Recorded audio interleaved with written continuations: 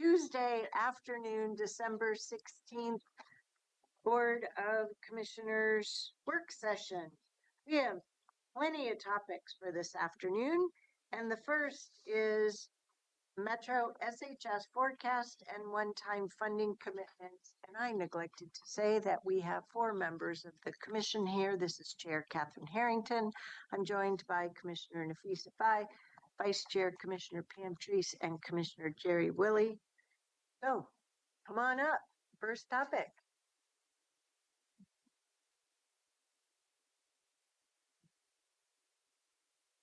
Thank you, Chair. Good afternoon, Board. Pleasure to be with you. Ryan and I will walk us through this discussion item, though Molly's on hand, our director, to pop up if we need additional support. So today's conversation is just ongoing financial planning for the revenues received and anticipated from supportive housing services. We have both the 5-year forecast update, which Ryan will overview at the end of the presentation, and a discussion of unassigned one-time funding available for commitment that the staff are bringing forward as recommendations for future budget planning. So as a reminder, back in late May, we brought to you this conversation of one-time, of a framework to inform how we make decisions in Washington County for available one-time funding from SHS. This is part of the nature of the revenue we receive through this program because we are deposited based on a formula, a monthly allotment of the SHS resources. And so we plan according to the forecast, but the actuals are always going to be different than the forecast. And so we will be from time to time carrying over a balance of resources that weren't spent in the previous year and needing to plan for their future use.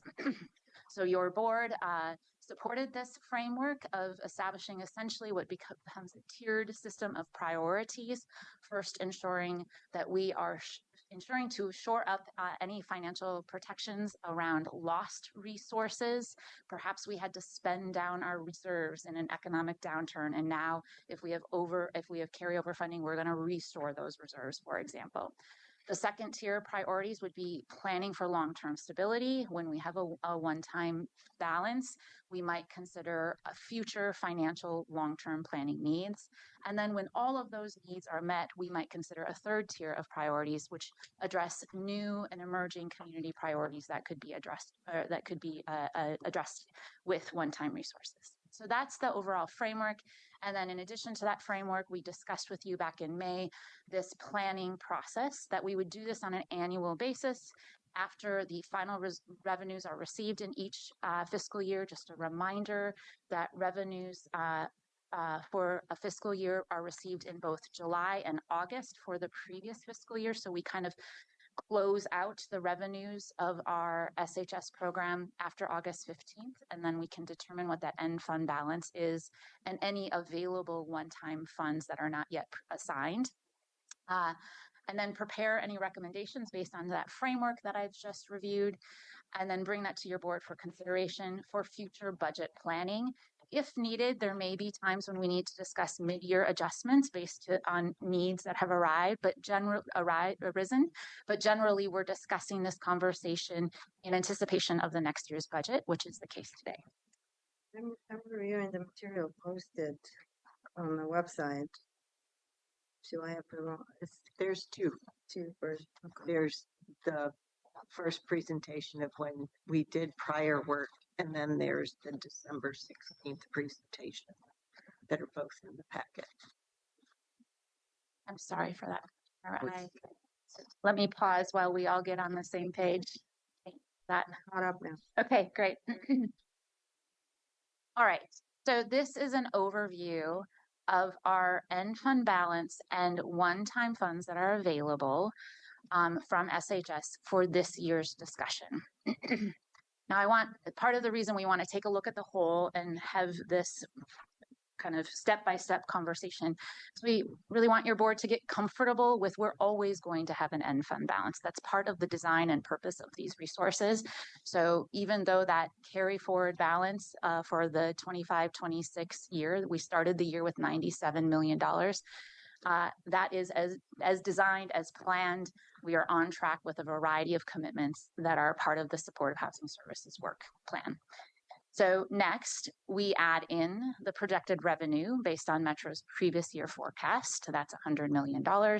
And then we are adding in here for our discussion today an anticipation of $10 million from Metro's one-time allocation of their unused admin funds.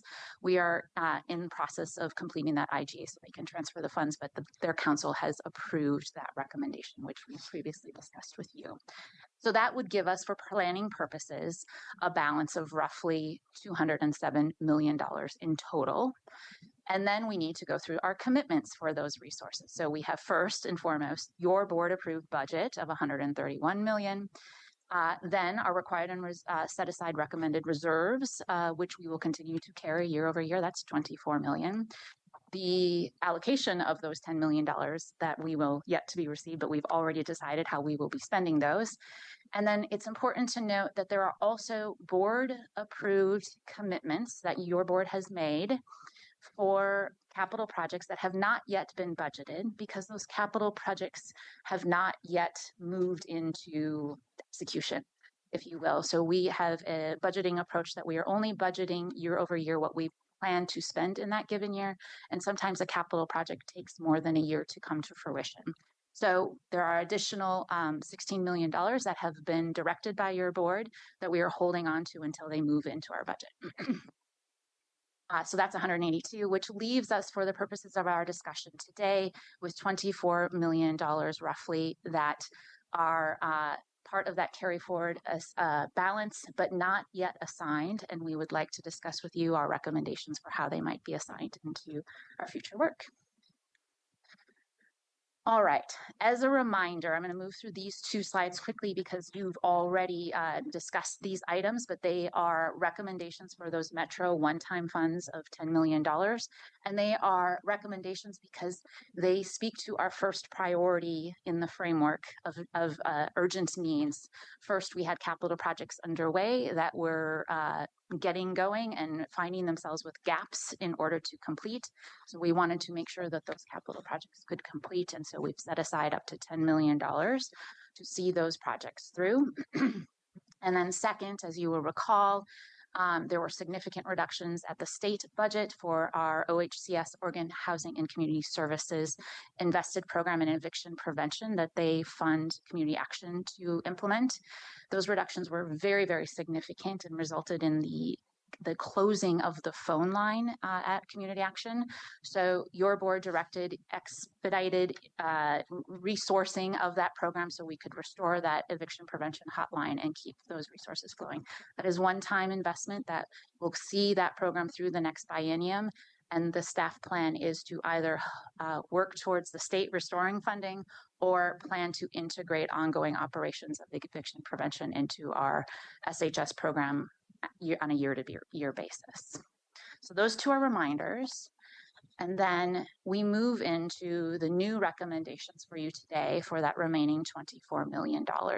These recommendations come kind of speak to our level 2 priorities for long-term stabilization.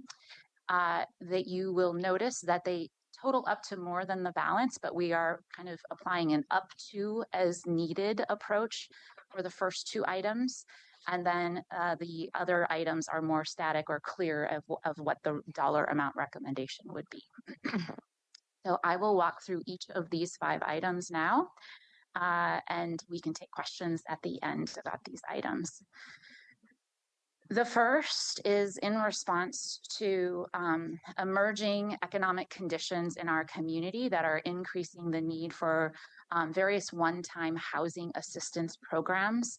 These would be move-in funds to help people secure new stable housing, or homeless prevention resources, eviction prevention resources, and other flexible supports to help households stabilize their housing condition. Our providers, our network of 25 homeless service agencies, have these kinds of resources integrated into their budget, but those budgets are limited, and they have reported to us already at this point, roughly midway through the programmatic year, that they're working through these resources very quickly, and they've seen an uptick in the demand, partially related to economic conditions, somewhat related to potential impacts of immigration enforcement.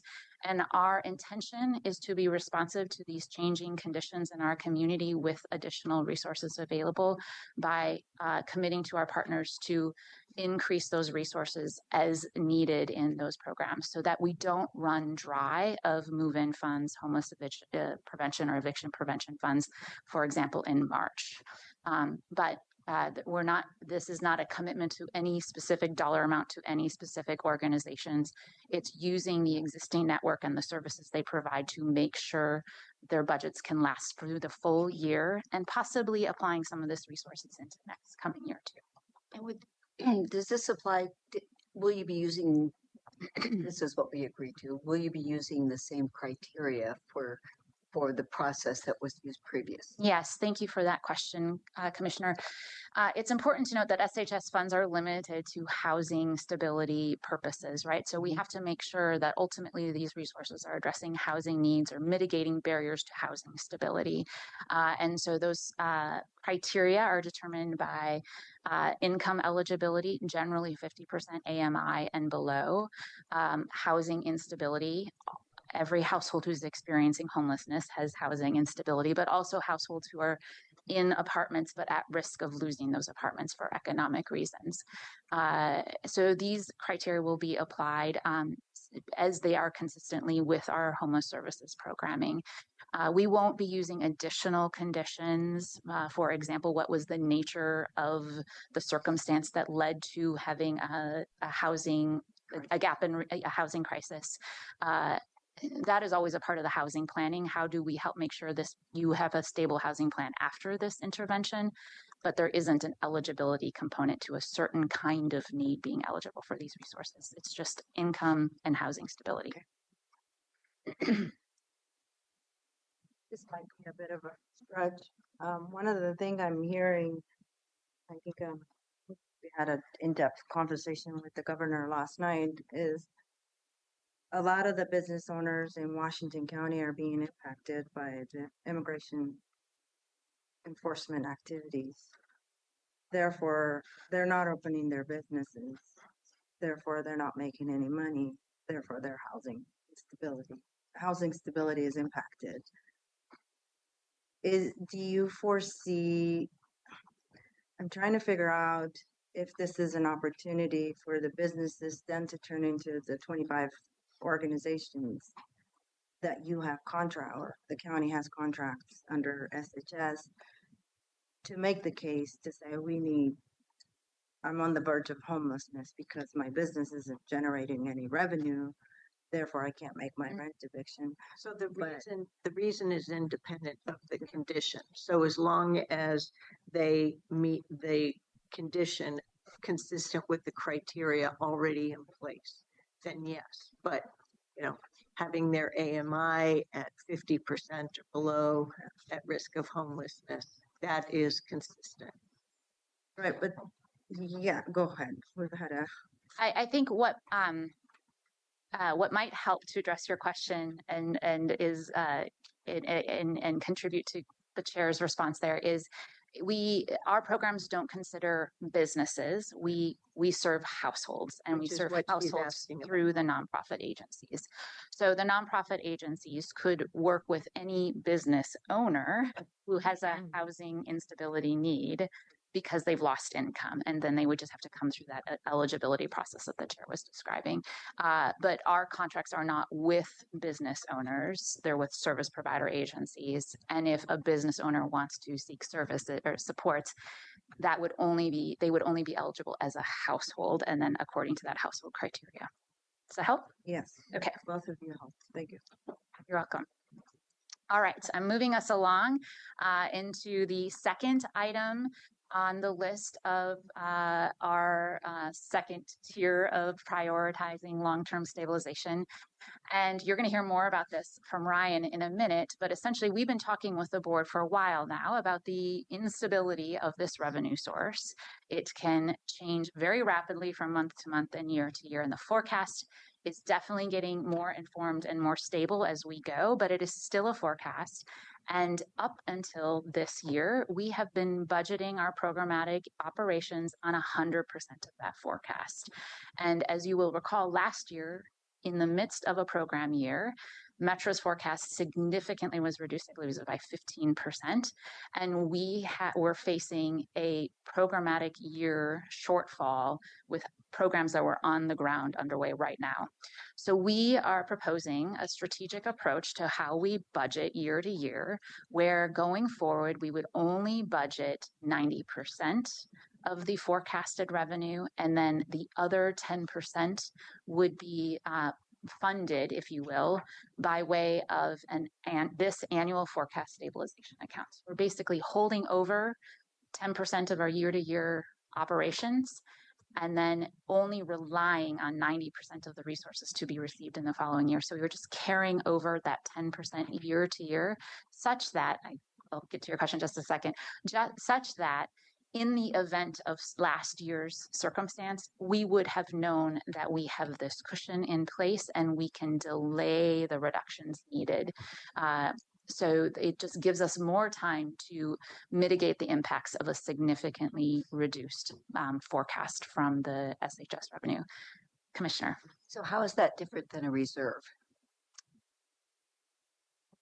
The reserves that we have are required as part of the program, and they're related to also ongoing capital projects. This that we're talking about, the stabilization account, would be recognizing that what Metro is recommending at this point too is that we take a really conservative approach to budgeting, and that we make sure that we have plans in place to scale up or scale down, just acknowledging how volatile income tax is generally and the volatility that we're seeing right now. And I understand it's easy to conflate those two. We'll be adjusting this account on a year-to-year basis based on what is 10% of the next year's program operation. And so we'll be tapping into the account and then redepositing into the account each year, whereas a reserve I think of is generally set aside in the event of need, whereas this is programmed in each year. Yeah, that's how I would describe it. The year 2026, 2027, you're gonna go from 100% to 90%. So is there a service reduction then? No, absolutely not. And that's the purpose of this fund. So what we are recommending is if we set aside 11.6 in this fund right now, we'll use it in FY 26-27 for the budgeted year. And then we will only budget 90% of what the forecast says and plan for, if we receive the full 100% of that forecast, that remaining revenue received would just carry over into next year's annual forecast stabilization account. So this is 11 million that Of that 24.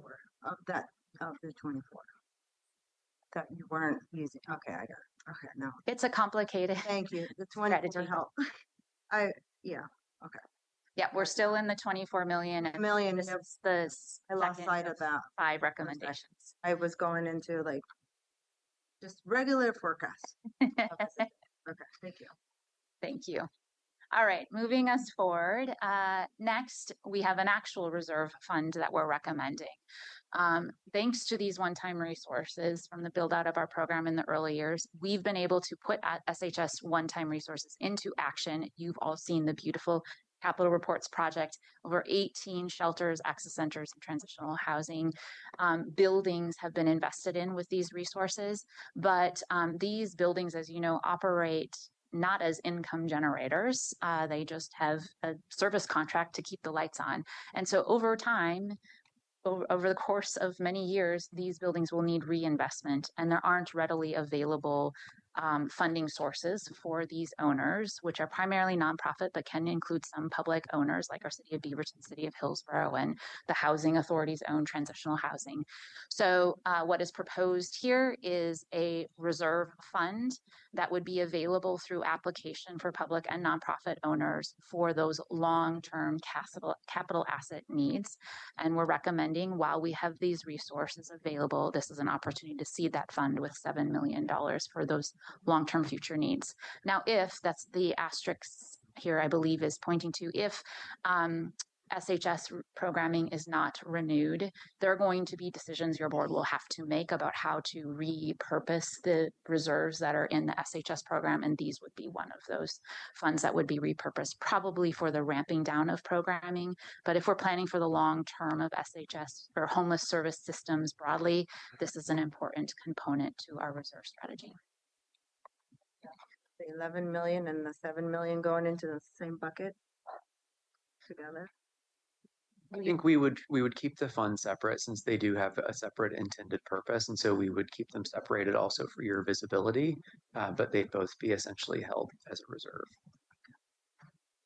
Yeah, the 11.6, I think, if I'm understanding this, is an operational reserve, whereas the 7 is more of a capital reserve. So there's specifics, criteria to the use of those two. Thank you. Fourth is a phase 2 for a couple capital projects that are underway.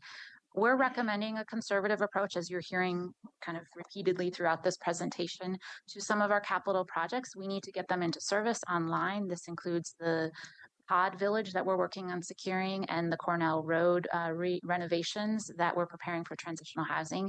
Though those renovations or capital improvements won't necessarily be to the desired state of permanent operations, should we be able to sustain those programs beyond 2030. But we're taking a conservative approach to bring them online as quickly as possible, and knowing that we don't know yet if SHS will continue beyond 2030. So in this case, we'd like to set aside $3.7 million to finish the vision of those projects, if you will. But again, if SHS is not renewed by voters, we won't move into phase 2 of those capital projects, and we'll bring back to your board a plan for repurposing those resources.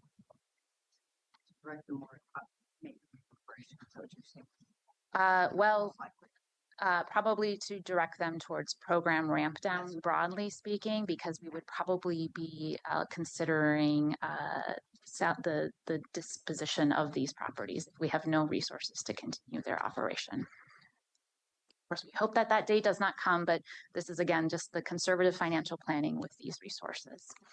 And then the last item is an active body of work in the region with our tri-county partners, Clackamas and Multnomah County.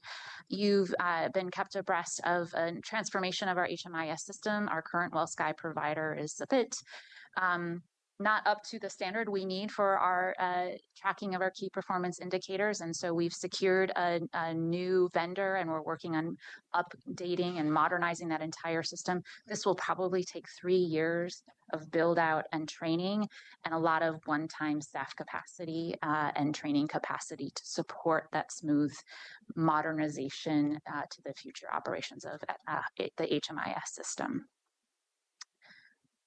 And so that is the complete list of our recommendations for those one-time resources. And before we get to your questions and conversation, yes. We go over questions on this part first. Happy to. And come to closure on this part before we get to forecast. Happy to, Chair. Thank you. Okay.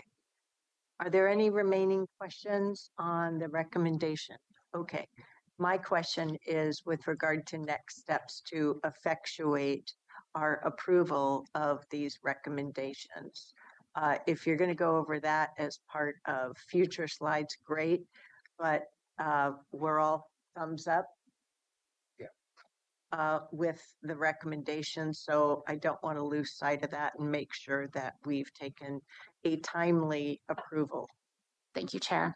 Today's conversation is really directional approval, if you will, for future budget planning, and the forecast conversation that Ryan is going to present will feed into that budget planning for next fiscal year. So we'll come back to your question, But Chair. if there's going to be more than a 2-month difference between this step and that step, I'd like us to just effectuate from the direction to affirmation, and then you fold it in. I don't want this big passage of time. Okay. I just want it to be clear Yes. to our community, to our public, that we approve this. Thank you, Chair. Thank you.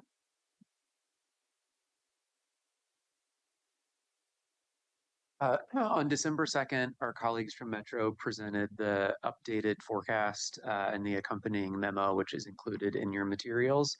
So I'll just go over a few of the key themes that we heard in that presentation or that in that memo. So one is really just around slowing revenue growth. So as Jess mentioned, we had that $15 million reduction in the middle of a program year, and they are assuming the continued decreased collections to continue for the next 2 fiscal years, actually the next 3 fiscal years, including this one that we're budgeting for. The other one is just the local economic conditions that are, inhibiting our collections overall, where our metro region is lagging kind of the national economy, and specifically Multnomah County still has employment levels at the lower than the pre-pandemic level. So these things are feeding into their updated forecast that we'll go through as an overall reduction. The other is around policy and tax code changes. So Metro voted to index the income levels to inflation. So we have a slight increase at the point by which you are taxing income above a certain level. So that's bumping up for this 26 tax year to $123,000 and $205,000 for households. And then there were a number of changes in the federal tax code and the One Big Beautiful Bill Act that will change the definition, not change the definition, but it will change how much taxable income people are reporting. And because our state is one that does anchor to the federal definition of taxable income, these policy changes will, in effect, are forecasted to reduce revenue. The last one is really around the volatility of this funding source. Income tax is always volatile, and what we're going through that makes it particularly so for our case is really around the concentration of wealth among a few individuals and a few businesses that can make big swings based on the decisions of a few companies or a few people. So just to kind of put a finer point to that, the top 1,000 filers on the personal income tax account for 25% of the personal income tax, and the top 2% of businesses account for 60% of all of the business tax revenue. So any moving or any new tax strategies that either individuals or businesses would pursue can really have a big swing. And all of this was given to us so that we would know what we were planning against, and knowing that we should plan with contingency plans, things that are scalable, and make sure that when we did have an unexpected infusion of money, that we weren't putting that just into our ongoing normal operations, but we're being really intentional about that. 82% of businesses. Is there a list? So the interesting thing here is that these businesses change year to year, so it's not the same 2% every year, but it is typically just the top 2%. So we did have a little bit of an unexpected increase in revenue in the month of October, and they were very careful that we weren't expecting that to signal an increase in the forecast, but really what that was one business essentially realizing they had nexus and then voluntarily paying several years worth of anticipated back taxes. And so that's really just showing that these really small decisions that one business could make could have a really significant impact on the overall revenue of the program. The economic headwinds are regional, right? You combine everything from a regional perspective. Yeah, so they're talking regionally, like our Tri-County region, while Multnomah, Clackamas, and Washington County have seen kind of this overall slowed economic growth. Clark County, Washington has seen some bigger increases. So you can kind of follow a little bit of migration from our region to Clark County. That's not included here. That's just indicative that our region specifically is having these kind of more challenging economic conditions where we are lagging kind of national economic Is recovery. there a difference between the three counties? I believe based on Metro's presentation that Multnomah County has continued to have some of the most challenging economic conditions because during the pandemic, especially, you saw people leaving Multnomah County and moving to Washington or Clackamas County. Well, their property tax bases. Buildings. But yeah, Multnomah County is typically has Property tax adjustments.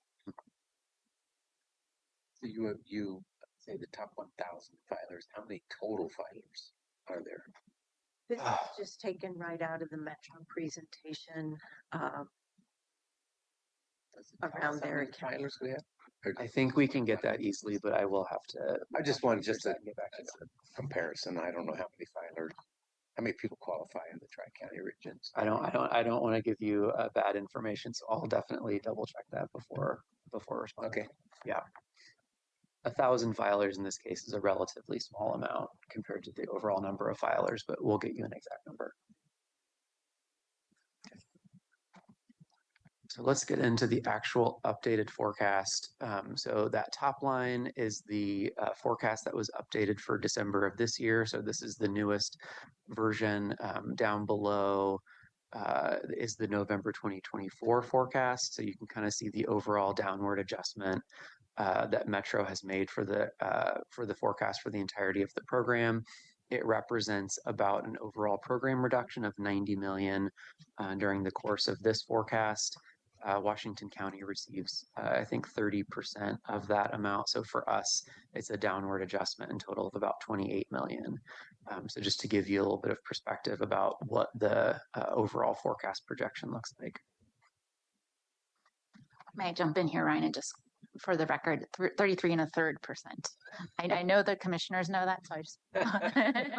And don't be trying to shade that. Sorry that my finance brain likes to round everything to.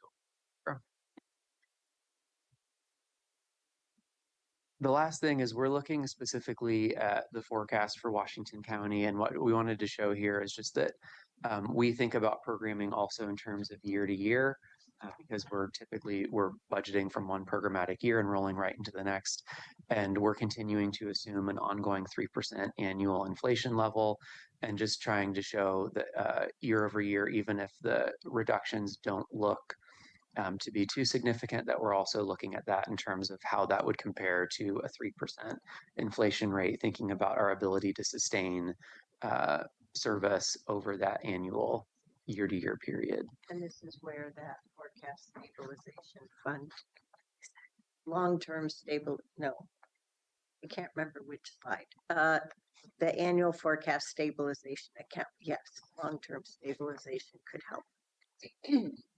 Yep, and that's where we're hoping that that kind of conservative approach to budgeting will let us really minimize the impact to service providers and to our overall community on an annual basis.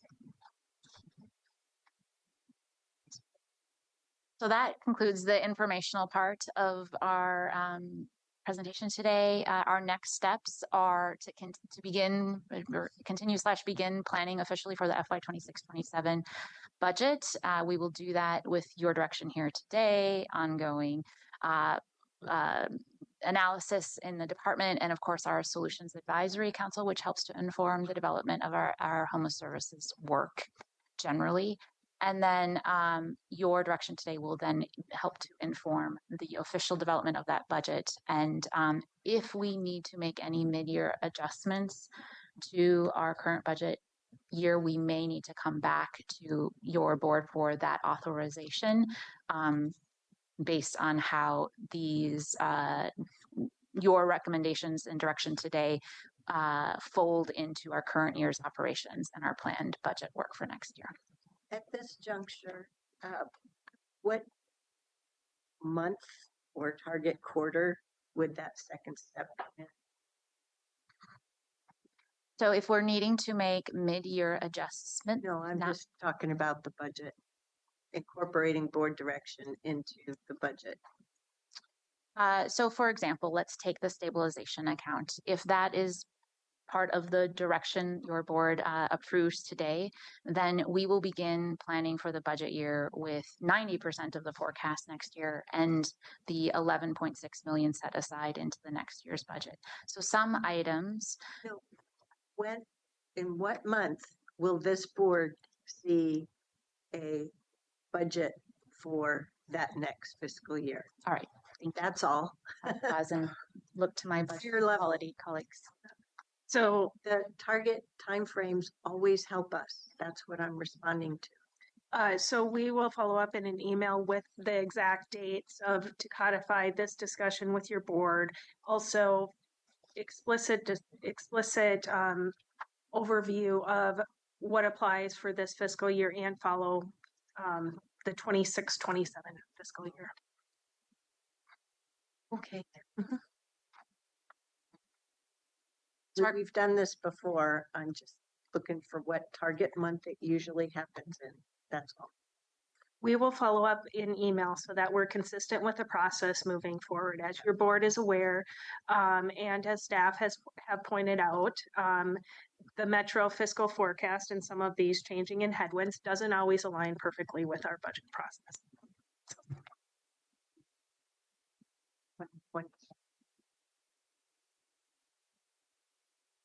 So our questions for your discussion today really are, do you have questions for Ryan in our work in the forecast management and any of the kind of planning that has gone into today's discussion? Do you support these recommended uses of the remaining one-time unassigned carry forward balance? And then any additional direction you have for us as we prepare for next year's budget and any budget adjustments needed this year? Board members, why don't we go around the table? Commissioner Fye, do you have any questions? I don't have any questions. Thank you for the individual briefings that you've all provided.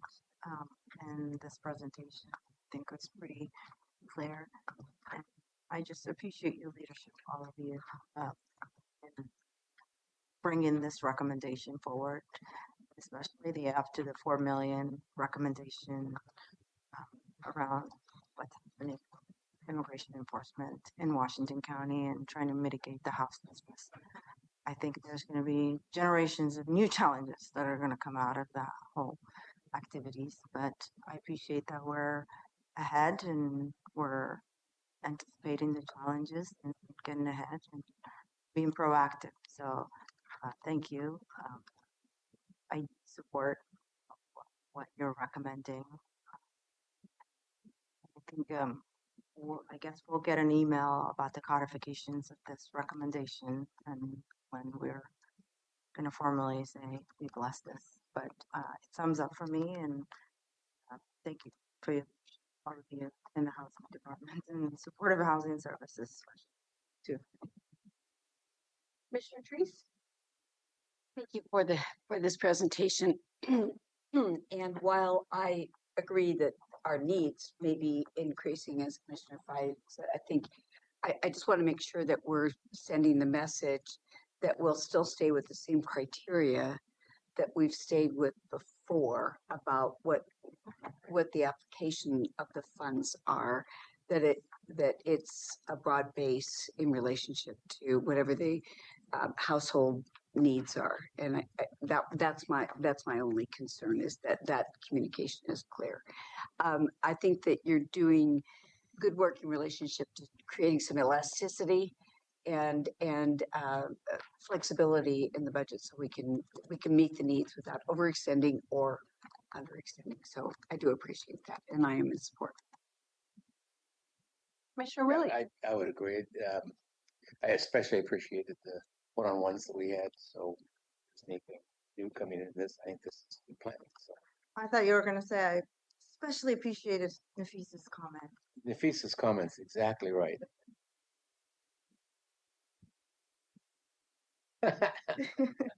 I'm good with this. I'm sorry, Chair. A little sidebar there. I'm not going to add anything. Thank you. Thank you, Chair. Thank you, Board. Good work. Onward ho we go. And thanks for saving us some time too. Okay, we're going to move on. I think it's a little soon yet for our break.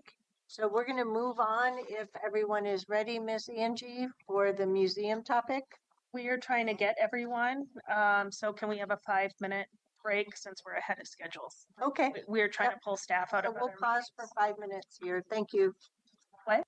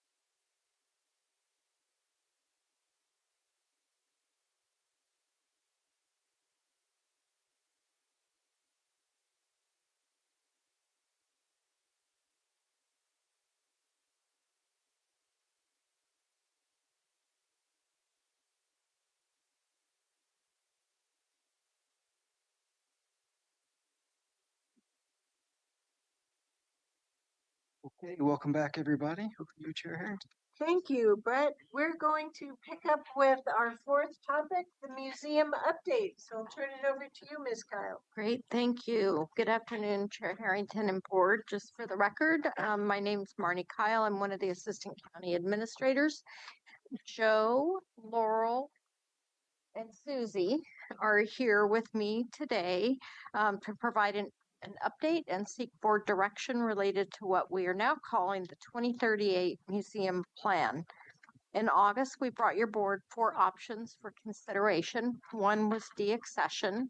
The other was surplus the museum artifacts and the non-public records documents, moving imaging to the site and providing access to the museum for research purposes, or providing a private organization to run the museum. Your board directed staff to further explore the research center with imaging operations and finding a private organization to run the museum. So today we're here to provide you an update that includes the new information from PCC about the building lease and some more details about the 2 options your board was interested in learning more about. I wish I could say that I came to you today with a great option, but given our fiscal constraints, the options continue to be problematic. But we think that we are bringing the best possible plan today for your consideration. The team has done a ton of research and just a lot of thoughtful design to bring to you today. So with that, I will turn it over to Joe Nelson, Director of Assessment and Taxation, to kick us off. Thank you, Marnie. Good afternoon, Chair Harrington, Board of Commissioners. As Marnie said, my name is Joe Nelson. I'm the Director of Assessment, Taxation, Records, and Elections. And Marnie already introduced Laurel and Susie, so they can introduce themselves when it's their turn as well. Today we'll be discussing the museum, formerly known. You have the clicker. We're now there. I have it here. Okay, thank you. Today we'll be discussing the museum, formerly known as the Five Oaks Museum. We're going to start with the agenda with project history, key moments, the facilities, update, refinement of terms of the agreement, the proposed 2038 museum plan, questions and discussion, and conclude with requests for direction. The project history has a couple key moments. On December 29, 2024, the museum closed. I'd like to take a moment to correct a couple misconceptions that we've had over this time period about the prior museum administration. They inherited the museum in 2019. It had some debt. They had a vast inventory, and it needed some management with that. The very next year, COVID 2020 kicked in, and it devastated a lot of the nonprofits around. What the administration and the museum did at that time period, they picked up a lot of grant writing. They were very aggressive with that, and they increased the budget, increased the services, increased membership, established school relationships, and they actually picked up some media recognition during that time period. One of the keys that's important to us today is they created a cultural management policy, a collections policy. And that's going to be really, really key to our plan. It is very unfortunate that what's happened in the economy with the federal money drying up, the state, Washington County as well, and a lot of the community funds, it's just too much for the museum to withstand. And that brings us back to what's on the slide here. In April 7th, 2025, we terminated the agreement, and we took possession of the building and the collection. August 26, 25, we were in front of the board with what Marnie said. We had the 4 different options. First one is deaccession. The board was not in favor of that. It was not preferred. Surplus, it was literally rejected by the board. The research center, creating the research center and moving the imaging operations to the museum. The board wanted more information on that. And the other one was, fourth one, reconstitute the museum under private ownership. And that was where we would conduct an RFP process, request for proposal, and find a community member to own and operate that. The other item that was discussed during the August meeting was the need to perform inventory. And what that would do is we needed it for whether we chose to do our own operations or make it attractive for private ownership. This time, I'd like to turn it over to Laurel. Thank you. So where we stand with the facility, I think you are all aware that years ago we built a building on land that PCC owned. That agreement is governed by a ground lease, which is set to expire in 2028.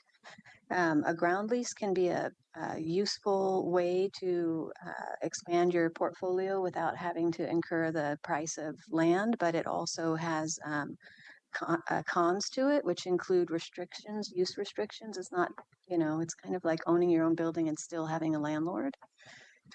So the use restrictions that we had is that we had agreed at that time to have to operate the museum in there. We are currently out of compliance with the lease that exists today. When we terminate that lease, no matter how it is terminated, but because it expires or because PCC decides that they're upset that we are no longer in compliance, the ownership of that building reverts to PCC. The good news is that PCC is very amenable to our continued use of the property for another 10 years. This is going to allow us the flexibility to be planful as we work to handle the museum to its endpoint. They have currently, in verbal negotiations, agreed to the 10-year extension, which would get us through 2038. They have agreed to allow us to change the use type so that it's focusing on imaging and research on site. And they have amazingly kept all the other terms the same, which include a $1 a year rate. So that is a real testament to Greg Wyman, as well as the operators of the museum who worked to foster those agreements with PCC so that they are being so cooperative today. The PCC maintains the grounds. All other responsibility for the facility is the county's. As a result, we have estimated the facility costs to be $350,000 a year for facility services, plus the building and equipment repair costs that are paid by any department, no matter what kind of space they're occupying. If the county is maintaining that space, those are the costs based on square footage. And we collect those through the cost allocation plan, like we do across the board. Are there any questions about that? Nope, seeing none. We now have a new lease information. A finite time period. It concludes in 2038, and as a result, we need to propose a 2038 museum plan.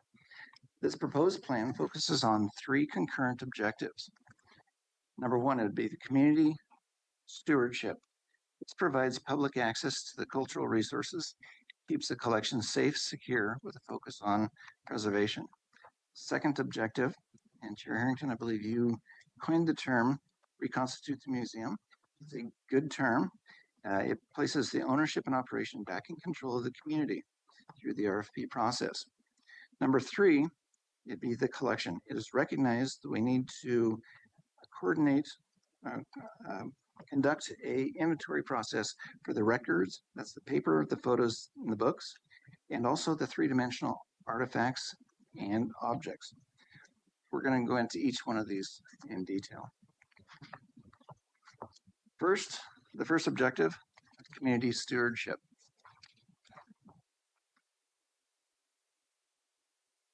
Just a reminder on this, the facility was 1,840 square feet. The records, which are the paper, the photos, and the books, were 1,015 cubic feet, and the artifacts and objects were 19,249 cubic feet. In the August meeting, we had some examples of just how massive this really is. Stewardship includes the creation of the research center, and that's where we have community access to the collection for research purposes. As you're aware, I'll be retiring in February, and for continuity of operations, we'd like to introduce you to a couple people who will ensure the success of this process afterwards. So to begin with, if Brett Ramsett, you could stand up. She's the division manager for records, and second person would be Rachel Brummett. She's a museum expert. She's going to be the project coordinator and in charge of the actual operations for whatever this board directs us to do. I will say, Fred and Rachel, I caught your first names, but I'm really horrible at names. So if somebody could send me an email afterwards, I know your last names too. So that We will do that. Give credit where credit is due. Thank you. Or I can probably find you in the Outlook myself. We'll send a follow-up to the board. Chair, Thank you, as Ms. this is, Angie. the first time meeting some of the So we've recently started providing limited access to these cultural resources. Here are a couple examples of what we're running into. The baskets at the top right, that's from a benefactor family where they incorporate their annual family reunion out at the museum. Below that, the purple books, these are Kalapuya dictionaries. They're the translation to Native heritage. This is one of the unique cultural resources that we find at the museum. It's specifically valued by PCC. This is one of those, when we have meetings with them, they're going to mention these types of resources. The map in the top center, that is part of the collection of the cemetery records and obituaries. We just had a recent request for these where somebody was trying to fill out a Medicaid application, and they're extremely grateful that we had these records accessible to them. The very bottom are books, movies, documentaries. These are created using the resources that are at this, and they're educational purposes. The community uses this to create these types of things. Hey, Joe and members of the board, can I just remind everyone just to make sure you're speaking into the mic for those in the audience and also online to hear. Thank you. The second objective, that's to reconstitute the museum. This is through the request for a proposal RFP process. The goal is private ownership, operated, independently funded. It has a service mix that has exhibits, marketing, education, collaboration. The collection would have to be as is condition to whoever receives this, where the county is not held with any encumbrances, so the severance of ownership, support, subsidy, any liability. And with that, I think I'd like to turn it over to Susie. Thanks, Joe. For the board, I'm Susie Fulcher. I'm the procurement manager here at Washington County. A quick review on what the request for proposal process is. We would create a document that would have the county's criteria for someone who would like to take over this collection. And we would leave it pretty wide open. So here is our collection. How would you manage it? What would you do with it? We can have mandated clauses, things like the transition to PCC by 2038, or transition, I'm sorry, out of PCC by 2038, preservation of certain materials, non-reversion. These are all just examples. You can put things that are mandated and then things that are just suggested. We'd like to see this. We'd like to keep the collection in Washington County. This request for proposal would go out nationwide. So it could bring benefactors from outside of the county. And one of the things we, again, may want to suggest or require is that it stay within the county. So the evaluation criteria we would provide would help us decide which is the best option for the county, for the objects, all of those things. Next slide. Can we pause there for Absolutely. Because I have questions. Using the information from the prior slides. So I'm imagining What I want to make clear, based upon what I've heard, the building will exist in our care to the June 30th date, 2038. So we might, the RFP, I'm wondering about making it clear that there is a building for you to operate out of to that less, Absolutely. there needs to be a transition time frame. Certainly, please plan for that. What I don't want somebody to think is that through our RFP, we're going to be evaluating their opportunity to function as a museum in that building after that time frame. That's not on us. Correct. We would make that very clear. Okay, so so I hear that assurance, though I don't recognize it here. Then you use the word collection for the entirety of the collection as you've subsequently referred to it, or you previously approved or outlined on slide 5, records, paper, photos, books, and artifacts and objects, those 3D things. What is not clear in my mind is how you're going to be judging an operational RFP while at the same time having the necessary time to complete the inventory, particularly of all of those records, given the responsibility of Oregon Public Records. Are you suggesting that in this RFP that some may say, well, we want you to retain the whole collection in your ownership until a date they define? Or are you interested in getting responses that say, we'll take the collection and we'll operate through 2038 based upon your lease conditions, but then they own it and everything? So I can't quite get my head around. Sure. Especially since it's going to be released so quickly. So it could be either. The RFP, our guardrails around what we want done are completely up to us. So we could include in the RFP that we require them to do a full inventory of what's there. We could require that they take everything. We could leave it up to them. Do you want to manage everything? Obviously, there's some records that the county needs to maintain themselves. But outside of the records, artifacts, I'm sorry. So here's what I'm having a challenging time sorting through. The board already has a lot of demands on its time for 2026, as does management. I want to make sure that you end up with a clear enough RFP so you get the opportunity of various responses that you're looking for. But I, as one of 5, don't want to have to deal with a bunch of public comments, especially complaints about the RFP process. I really would prefer a clear timeline.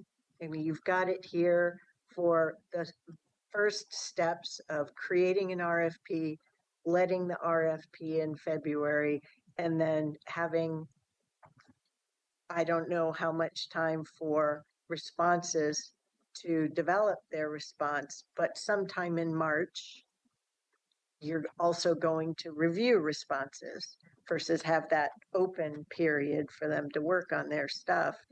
And then I don't understand what happens after that. I'm just going to hope we don't have to do anything with it. So, Chair Harrington, a couple things.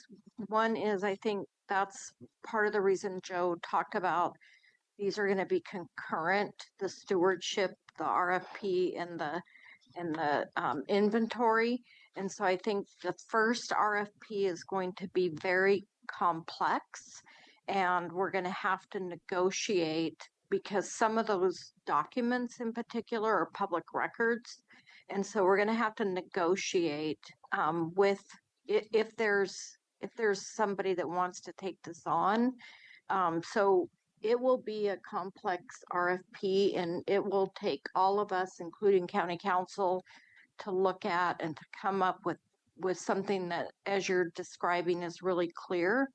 The other thing that I wanted to say is that if we include, you can operate the museum at the building that we currently have a lease on, that pins us to either collecting the facility costs or the county covering those costs. So we would still need, if we own the building, as long as we own the building, we would have to cover those facility costs. So I just wanted to be clear about that, for not so much for you, Chair Harrington, because I know that you know that, but for the public that might be listening and hearing a free building. But I think you're 100% right. This is going to be a really complex RFP. And we think that if somebody doesn't want to do this right away, and we don't, if we don't find the right organization right away, I think over time, as we have reduced the artifacts in the document, it will become probably more enticing to a potential museum operator. So I would say on the next slide, given all the creativity left to do in defining the RFP and the board having a pretty good idea of what's on management and county council's plate already, while it is not for me to judge, I find this to be a very ambitious timeline. So I'm very comfortable if you want me to take it as a draft timeline. Absolutely. Please. Yeah. Because I want to be clear, we have not even started drafting an RFP. Which makes me more impressed that it's quite ambitious as currently laid out. And I want to make sure you're set up for success. So that's all. I'll just leave it there. Thank you. Can I ask you a question, Marnie, while you're here? One of the words you used was negotiation, and I want to go back to one of the slides that talked about the negotiation part with PCC and negotiating the year 2038. Could you remind us when the building was built? I think it was one more. We'll go back. One more. Yep, right there.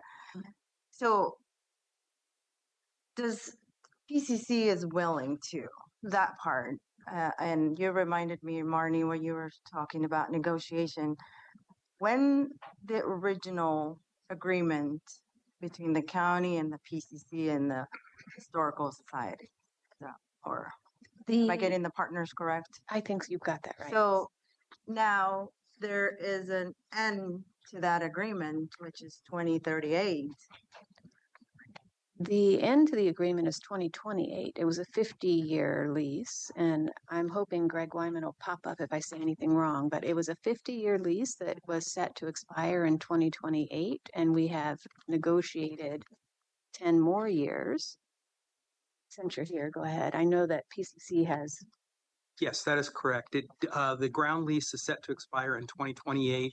It was in an initial 50-year term. That's when we built the first building that was out there. Then it was added on to later, and another piece of the building was added on to the back. And you did a good thing of including in the topic sheet the prior presentations, which went into the history in depth versus picking up where we are now. There is a 50-year option under this primary lease, but because we're not in compliance, we legally could not exercise that option to continue for another 50 years. So PCC in the negotiations I had was willing to extend it 10 years beyond the current expiration date because they do have an idea in their biennium plan that they would repurpose that building. So they are willing to, at today's point in time, give us 10 additional years. Again, that could be in 7 years from now, they may be back at the table saying we would give you additional time beyond that. But at this point, they made it clear that 2038 would be the sunset date. And they're considering out of compliance because it's not being operated as a. Correct. The lease use clause requires us to operate a museum. So their recourse would be to put us in default for breach of the terms of the lease, but the default is somewhat ownership on them where they would have to take the collection, store it, and then release the premises. And then they could offset any of those costs through the releasing of the premises. They do not want to do that because of the volume of the collection and the sensitivity of the public documents in that. So Ms. Brown had talked about the value to the county of sometimes entering into a ground lease because then we don't have to purchase the land to construct a facility. There is a benefit to the landowner for a ground lease because they retain that value of the land should they have a use for their own benefit or a different use that they want to pursue. And so I think what Mr. Wynham is speaking to is just PSCC is agreeing to an extra 10 years. And they're still retaining that use post the 2038 for their own purposes. Since the building at the end of any lease would revert to them, that is an asset for them, and that is an enticement of why you would do a ground lease, because you have the building built for you. And because it's been well maintained, it still has purpose and life in it. Such as that, I mean, hindsight is perfect, but boy, I wish this board approved the first recommendation we got from the museum operatives, Five Oaks, the nonprofit, because I don't think we would have been here now. Look how much public resources we've wasted thus far. And now we're going to have to invest even more. And then we cost, what, 40 years of taxpayers? That's what I'm hearing.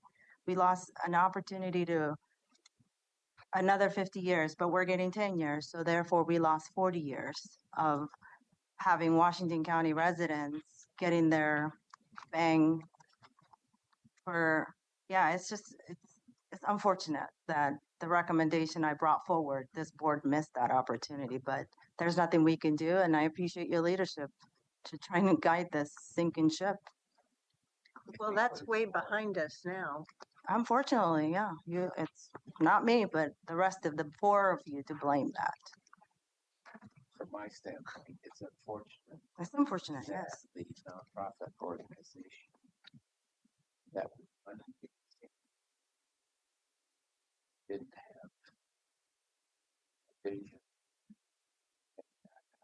future, running financial difficulties. They didn't have answers. They did. There were 2 grants. We were in a problem. I mean, that's the problem again. And now we're trying to find a solution.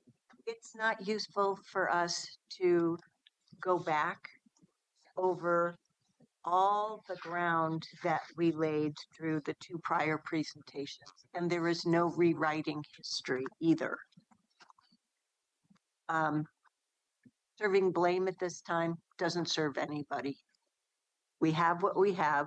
Staff has done a bunch of research for us and have brought thoughtful proposals. If you'd like to look in the rearview mirror, please do that on your own time at this point, and let's get to the task at hand.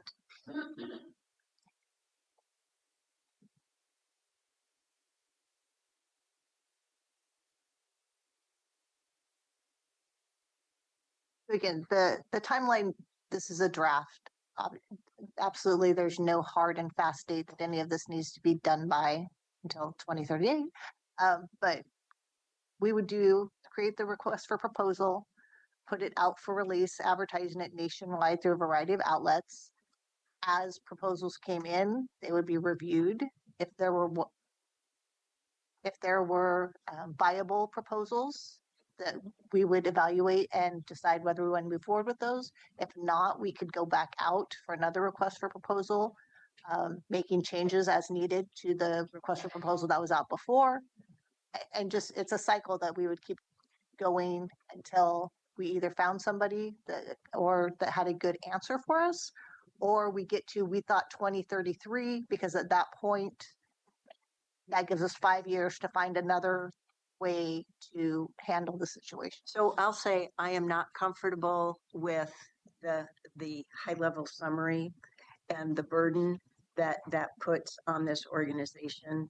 Ms. Angie and County Council, I would very much appreciate your putting together a proposal that what has been described is an open RFP process, and there may be folks who are interested in applying, but there may be some confidential information, right? And their track record of performance and so on. And I want to make sure that we are able to, as an agency, consider proposals and not be in a situation where the things that are used are then the information that is learned from entertaining applications can then turn around and be used to entertain iterative future applications and end up with potential claims and suits that, well, if you'd only told us that way back when.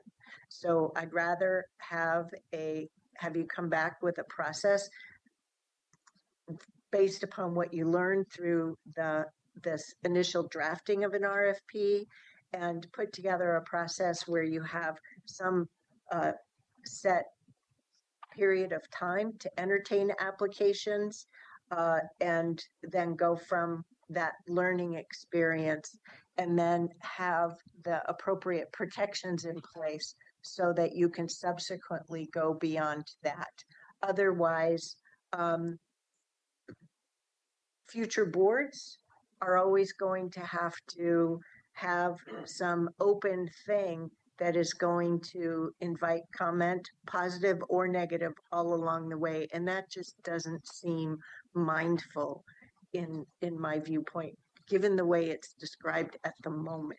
That's all. It's a little bit too high level, fuzzy for my comfort level. Thank you for your comments, Chair. County Council, myself, CAO office, and the departments will continue to work together in a One Washington County approach. Your comments, and I look forward to the other comments from other board members, will be helpful for us to incorporate within an RFP process. This is the first time any of us have gone through an RFP process for museum services, so this is new to all of us. So please, I look forward to hearing other commissioner comments as well. For clarity, we will be working on the RFP process. That is objective number 2. The collection is objective number 3. And just for clarity, you're interested for this presentation to pursue hearing about the collection process, correct? We're not. I didn't want to be jumping outside of your what you just directed us to do. You'd still like to hear this next objective? Oh, absolutely. Okay. Yeah. Okay, so the collection is the third objective of the 2038 museum plan.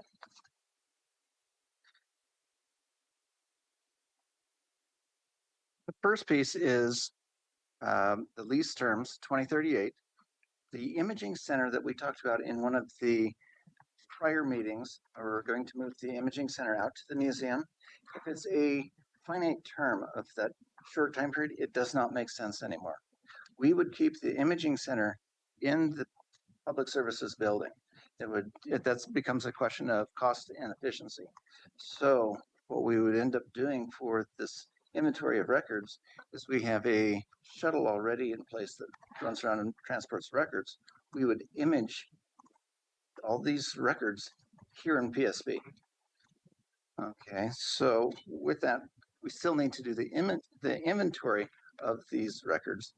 And it brings us into something that we've already been talking about, this difficult challenge that we have. On one hand, we have the fiduciary responsibility. We're about to go into the budget process. Can we afford this? What happens if we do nothing? What happens if we do something? Either way, it's expensive to us.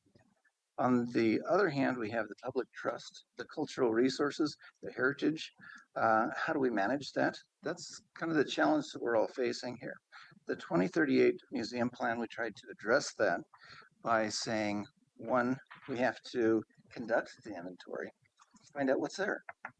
And two, there is the manage the collection according to the collections management policy. That was what I mentioned earlier on. The museum actually produced this policy. And that was very purposeful. It's strategic. It's a refinement of the inventory. That's very key. It is, I should mention, it's a continuation. They just started that before they had to close, but it is a continuation of that. What this results in, it becomes a appropriate and manageable collection size. The inventory becomes something we can work with. It also becomes attractive to potential investors or some public member who wants to pick this museum up. This is when I'm actually working with the records themselves. This starts to address some of the issues that we were just talking about as far as what kind of records do we have? Can we do an RFP and not know exactly what it is? And it's a very good point because first off, we have to define these records. There is a liability there that you mentioned in our August meeting. The county administrative records are defined as business records subject to public records request. They're created by the county. Examples of them would be board minutes, court records, contracts, communications, commissioner ledgers. There's many records like that. Some of the other departments have records such as tax records, health, housing, land use facilities. Many different departments have these records. Now, on the other side of this, there's historical records.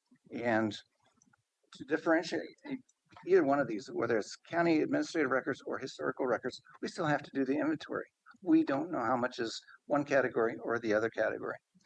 Historical records are historical significance.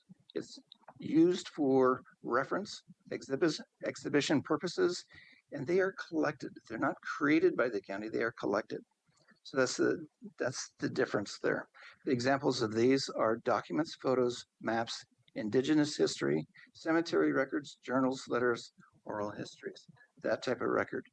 These type of records, we may very well and easily find a more appropriate home, especially in the RFP process.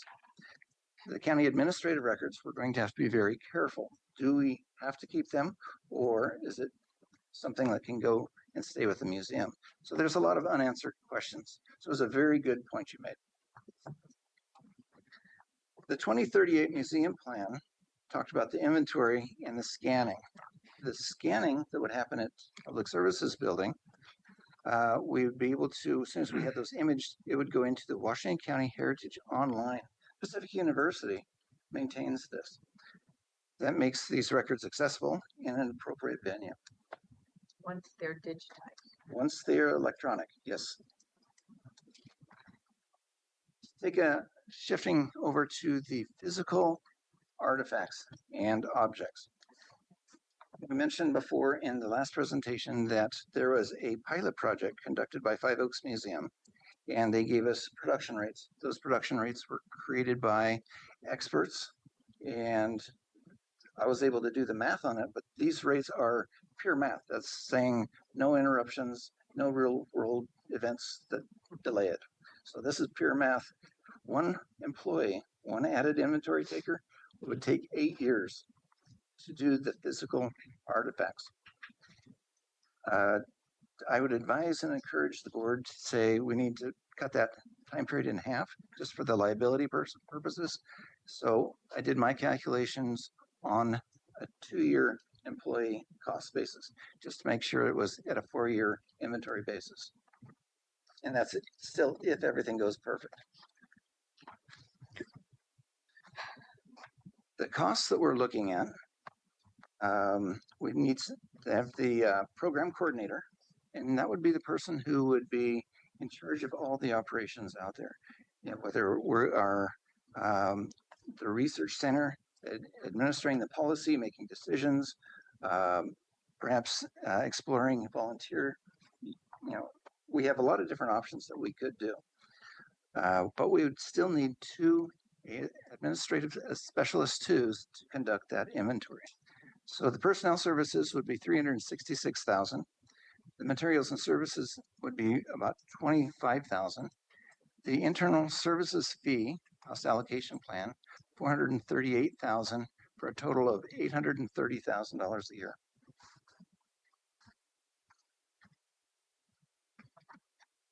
Okay, the next steps. So on this timeline, as we were talking about earlier, this is going to be adjusted, but there's a couple points that we should really make on this. If we're looking at 2-year increments, 2028, 2030, 2032, these can be built-in decision checkpoints. How's it going? Do we need to change our process? Do we need to change the plan? So it builds in, are we on track? Does this still make sense every year? The key date on this is 5 years before 2038 is 2033. That's a 5-year point. This has to be a take it real serious, eye-to-eye type of meeting. This is a no kidding point in time. We have to have a plan at 2033. So that one we have to just mark down as this is the serious point in time for this process. And I'll just add that is if we have not found a organization to take on the collection, then by 2033, that's our proposed date that we have to make a decision. Okay, we don't have anybody. We have 5 years left. What are we going to do? Good. Quick question. No, I can hold my question. Never mind. Okay. So this plan actually creates time for the community to actually put something together to where they could take over and operate and own the collection. It puts time together for Washington County to actually conduct the inventory, get the inventory to where it's appropriate for and attractive to the community. And so I guess the last thing is we're just going to go into any questions on this. You're just holding your questions. So the question that we have is, does your board give direction to move forward with the proposed 2038 museum plan consisting of community research center, an RFP to reconstitute the museum, perform an inventory to implement the collections management policy, consisting of 1 program coordinator and 2 administrative specialists to conduct the inventory?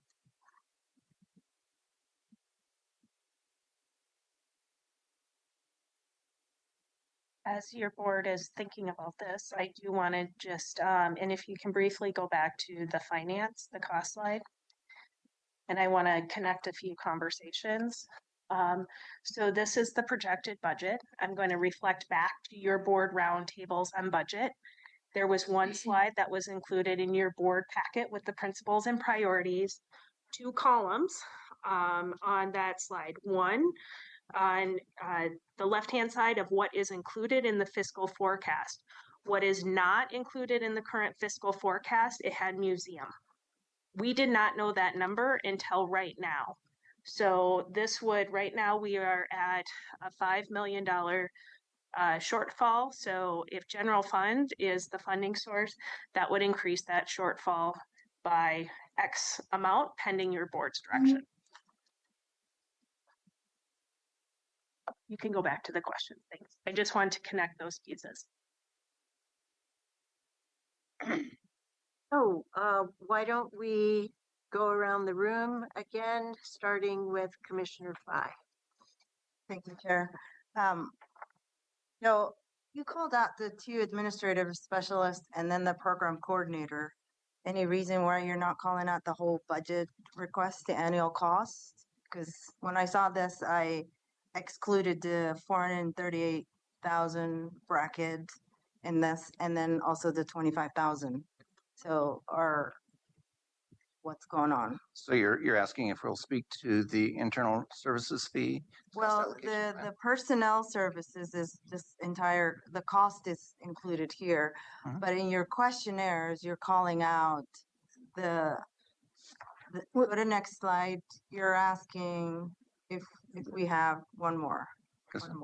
We should have And been looking for direction in general for the entire budget. the entire annual cost. Yeah, Okay. it should, Okay. Instead of just That saying, last bullet okay, yes, should say budget. yeah, yes. budget. Okay, so you're not looking just for staff. No, sorry, we should have said entire budget. I mean, I won't revisit. I agree with the chair. It is what it is. We are where we are right now. So moving forward, I'm in support of what you're problem solving.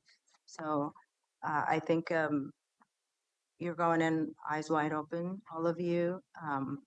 And I'm in support of trying to mitigate and keep this resource for our community. And look forward to working with all of you around the RFP and how we can facilitate, the continued resources that this museum provided for our community. Long before I got involved, I got a tour. So impressed. The artifact that exists in that, in the history. You get to learn just touring that museum. So I'm in support of keeping this resource for our community members and then see where the future takes us. But, yeah. Thank you.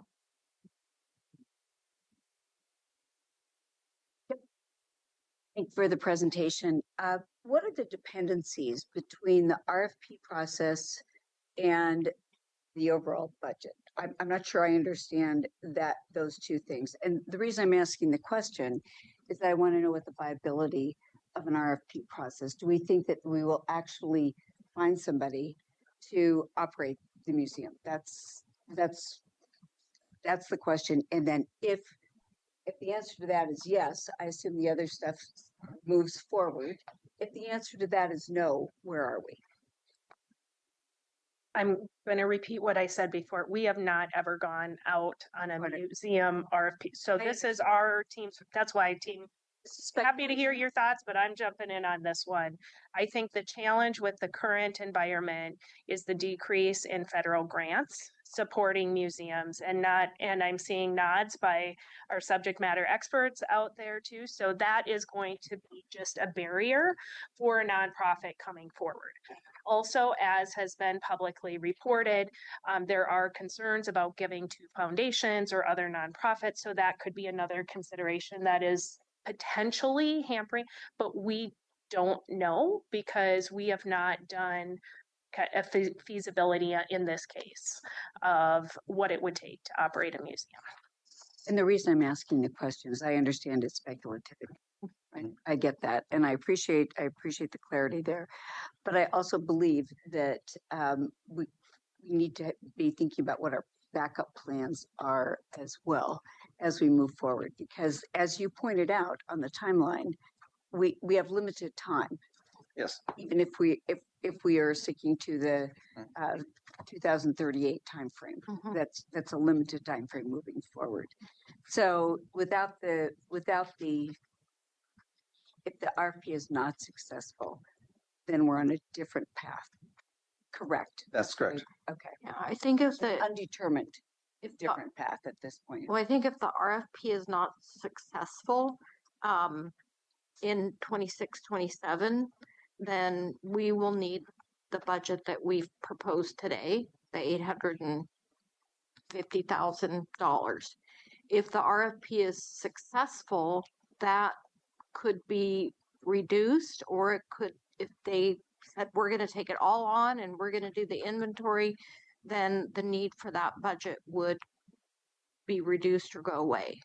Okay, that was the key. Does that help? Yes, Yeah. thank you very much. Because it's really without a successful RFP, the $830,000 is going to be what's required to manage this operation. Yes, Okay, and there's a diminishing amount there based on the success of that.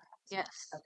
Okay. And we do think that potentially in the future, when we've been able to do some inventory and follow the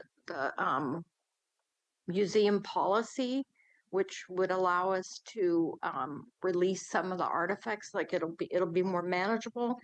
Potentially that will be more successful in the future with an RFP, but we don't know. I understand that. Can I ask a clarifying question? Because I got a little confused. The need for that budget was independent of reconstituting the museum. Yeah. So I understood.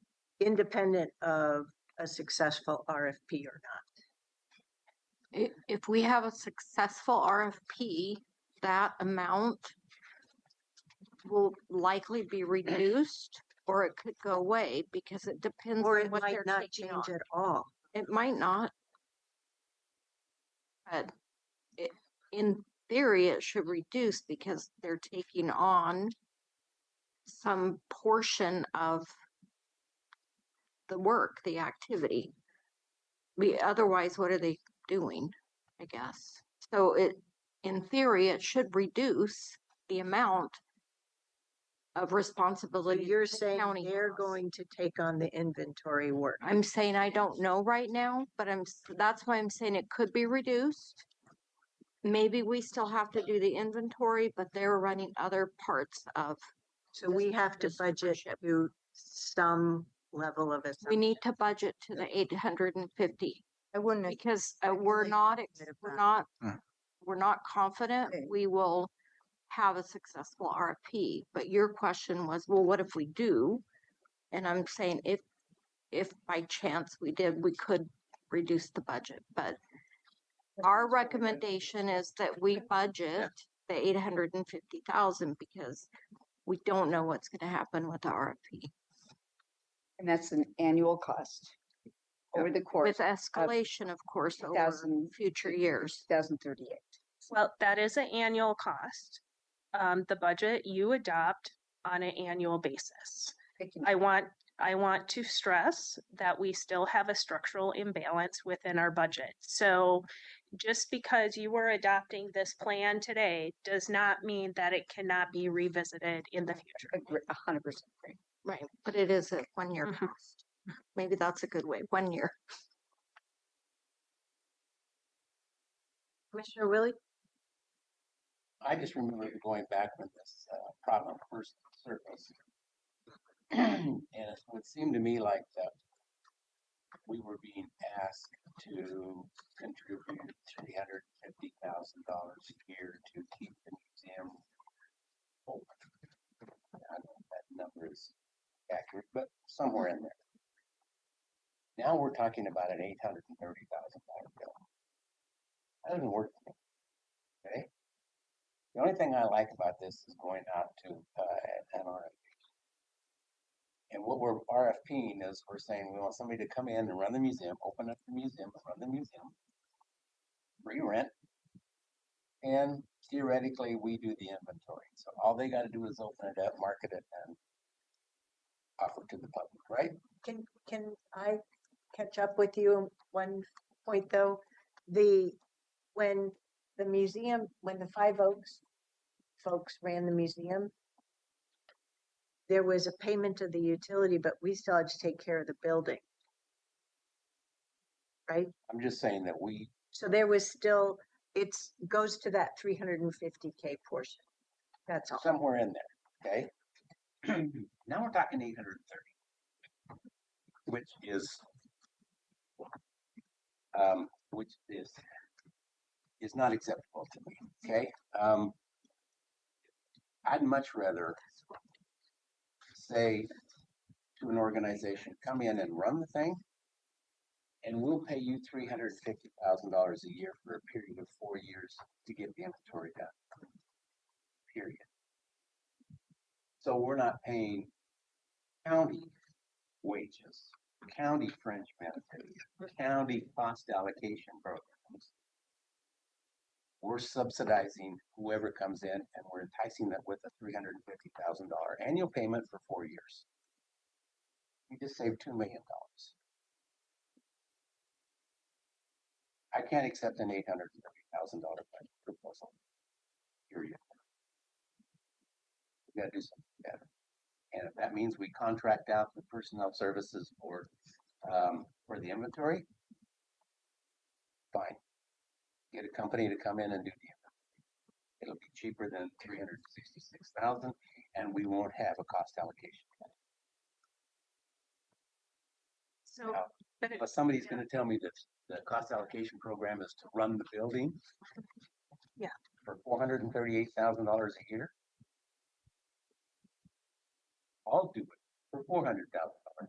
well, Okay. it's also the capital costs that go along with the facility. So we can provide the board as a follow-up of what actually goes into the facility cost. And that actually may be a good future work session. As your board is aware, we have been through some hurdles with our facilities. And so applying the cost allocation plan is facilities is not just Tanya doing facilities upkeep or work, but it's actually the true costs that come into the ownership of the building.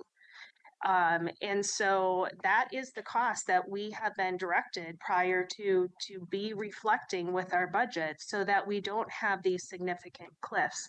I will also point back to a graphic that we've shown in our last budget of just where we are at given our available funds.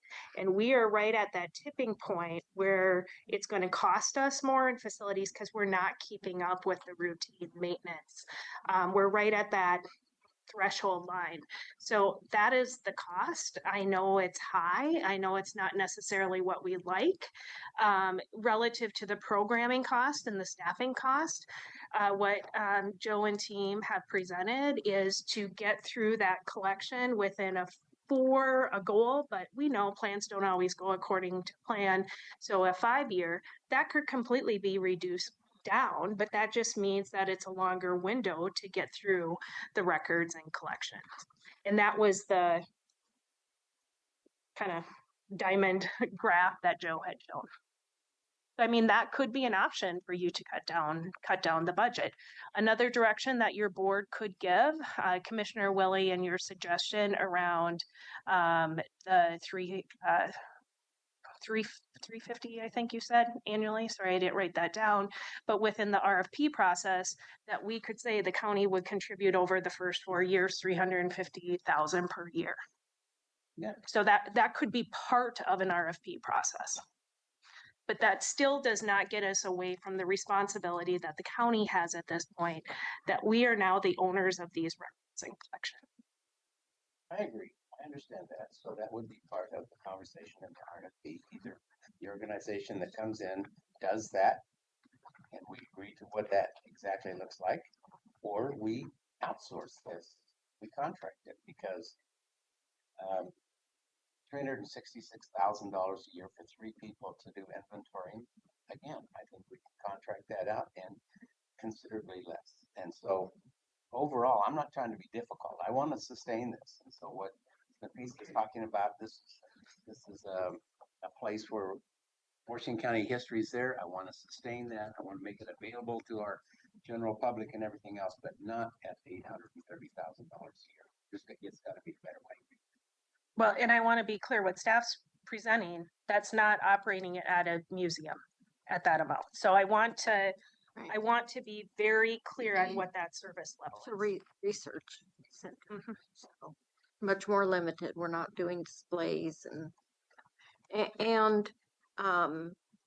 got to do better. and contracting to staff still doesn't solve the building cost, the 350,000, because we own the building until we don't. We can buy a pretty nice building for $438,000 a year. Okay, I'm just saying that our costs, I realize our costs are county costs. I get that. We can outsource this stuff. we can do something else. But bottom line to me is, I won't approve an $830,000 budget, considering that we're already $5 million upside down. I'm not willing to spend another $830,000. And it comes out at the cost of some other services that we're gonna have to cut. So what are you gonna reduce in services countywide to pay for $830,000 to keep a research facility open? That doesn't equate to me. Sorry. And I know you've done a lot of work on this, and I appreciate the work, and I think we got a good start on this, but this is not where I expected this to end up. So, thank you everyone for your comments. I have mine as well. But I think we're also going to have to spend at least 5 minutes as a group ensuring that we provide some direction with regard to next steps. And I will take a crack at those next steps. I'll start with 2025 has been a year of shock for me with regard to the Five Oaks Museum and catching up through the course of this year, given that the former board of directors for the Five Oaks Museum chose to close the museum. And now we were gifted, so to speak, all of the artifacts and objects, as well as all the records. The good news is there was a building that we were already familiar with where this information was housed. So things have been stable in place with some additional care, and I thank the team for all of that. I'm finding the presentation of this material in some ways really great because I liked the 3 objective process, but there's also an intermixing of different information. So as Commissioner Willie was just making his comment, slide 17 is titled 2038 Museum Plan Estimated Annual Cost. Well, that is only, it is not dealing with the operation as a museum, right? That is a separate thing, but it does include having at least just objective 1 with stewardship addressed. So it's a little confusing about what costs are for each of these objectives. Because even for working on some, it's a really complex time because we're trying to give direction now so that Ms. Angie, as the budget officer, can work with the organization leadership on a proposed budget. And with the feedback we're giving today, we're likely to say, come back to us with some direction. So I'm just concerned about the way that especially our public will take these slides as presented and will mix different things. So I think there's some association here that whether it was notes or titles could have been clearer. I understand where you're coming from, Commissioner Willie, in terms of the cost and the possibility that there could be a different way rather than, there's still the need to, in any interim period, have the material available for research. There's still the need for the inventory, and then our team's done a good job of trying to figure out next steps for reconstituting the museum, and I appreciate that.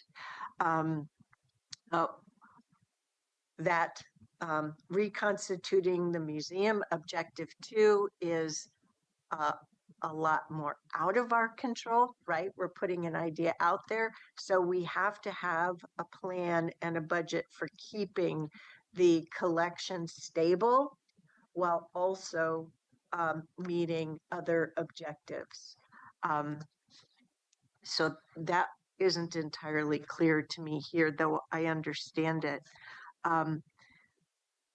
What I heard during the presentation of the reconstituting the museum that I don't believe is laid out clearly here. Are we saying reconstitute the museum in place, or we're entertaining proposals for it to go elsewhere, right? And are you also interested in hearing proposals under the banner of reconstituting the museum of getting a response that just wants to purchase all the artifacts and objects, and with or without any further specificity on where they're going? My bottom line is I'm really interested in clarity, and I don't have as much clarity as I would like, which I really don't like saying at this point, because from my standpoint, as one of 5, we don't need more information or more work to come before the board. But as Commissioner Willie, I think, has reminded us, at least implicitly, if not explicitly, we do still have a responsibility to the public. And I know you all know this and are embodying that in your options today. And so, like it or not, no matter what it takes, I have to recognize that it will be before the board. And I just don't feel like there's enough clarity yet in terms of what it is we're attempting to do with these plans. And it goes to the uncomfortable statement around, if you can move forward with undue haste on an RFP, right? We know for sure that for the remainder of this fiscal year, and depending upon the process that it would take to review an RFP and go through final negotiations on that, that could be a whole nother fiscal year. And so we still have to ensure that the building is well taken care of, that the full collection is taken care of, and why not also move forward on at least some of the inventory? So one of my interests is in knowing what my interest is in your developing the knowledge around what in that inventory constitutes county administrative records. And I'm also interested in, and maybe you've already done this and I've just forgotten it. Sorry, I wrote this down. We're one of many counties that incorporated in 1859. So there are other counties that have had county administrative records since then. So I'm wondering, what does Lane County, Deschutes County, Clackamas County do with theirs? Because, I mean, for over 100 years, well, for over 150 years, Washington County has just relied upon, well, there's this thing called the Washington County Museum, and they take care of our records, big black box. And with the ownership of this whole collection, we're now saying, oh, wake up call. We're now responsible for this inventory and to care for it. Good job, you've scoped how many cubic feet it is, but we actually need to figure out of that whole collection that we're responsible for, how do we manage that per Oregon Public Records? And I am comfortable in saying, I don't think we as an agency have managed to that level of understanding at all. And so that's why I think it's important for us to write down some more of these statements, because in order for me to feel good about what a future board will be encountering, I think it's going to be important for us to be able to pass that knowledge on. Now I know you've been over it. This is our third presentation in this time frame alone. So I'm a lot more educated as a result of each of those presentations. And I'm a little saddened by what I'm saying because I think you've done a really good job based upon the information you have and the ideas you have and the thoughtful approach that I know you all take in the course of your work. And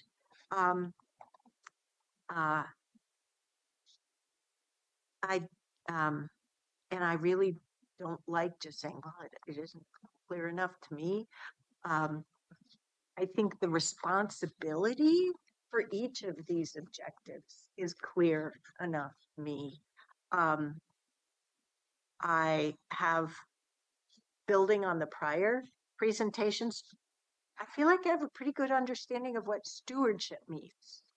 The reconstituting the museum, I just have needs for understanding how we can have confidence you've got a really rock solid RFP and the liability for maintaining that process until you can get to a clear decision point.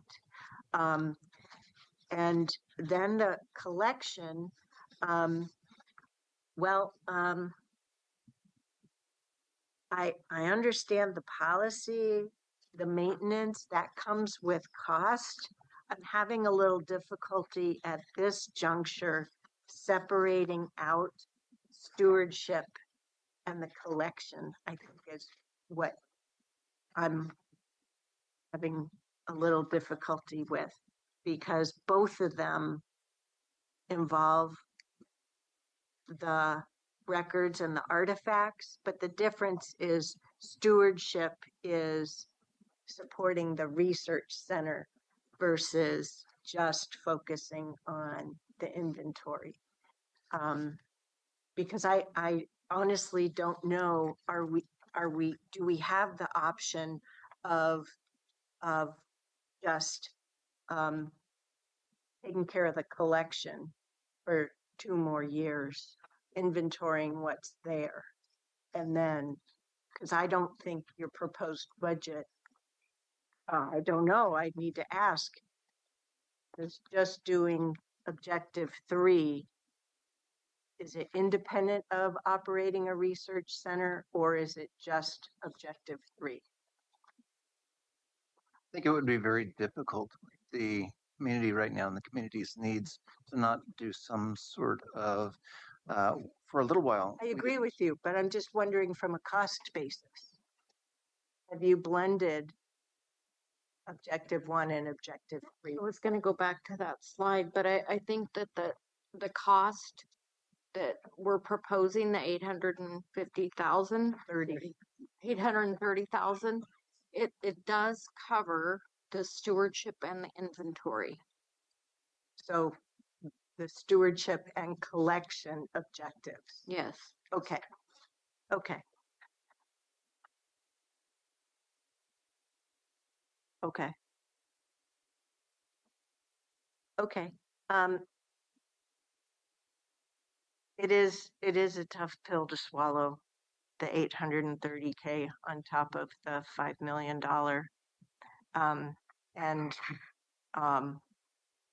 The Five Oaks Museum folks didn't have the same level of documentation, or at least not that we were ever made aware of from our prior board liaison nor from all the diligent work that staff have done.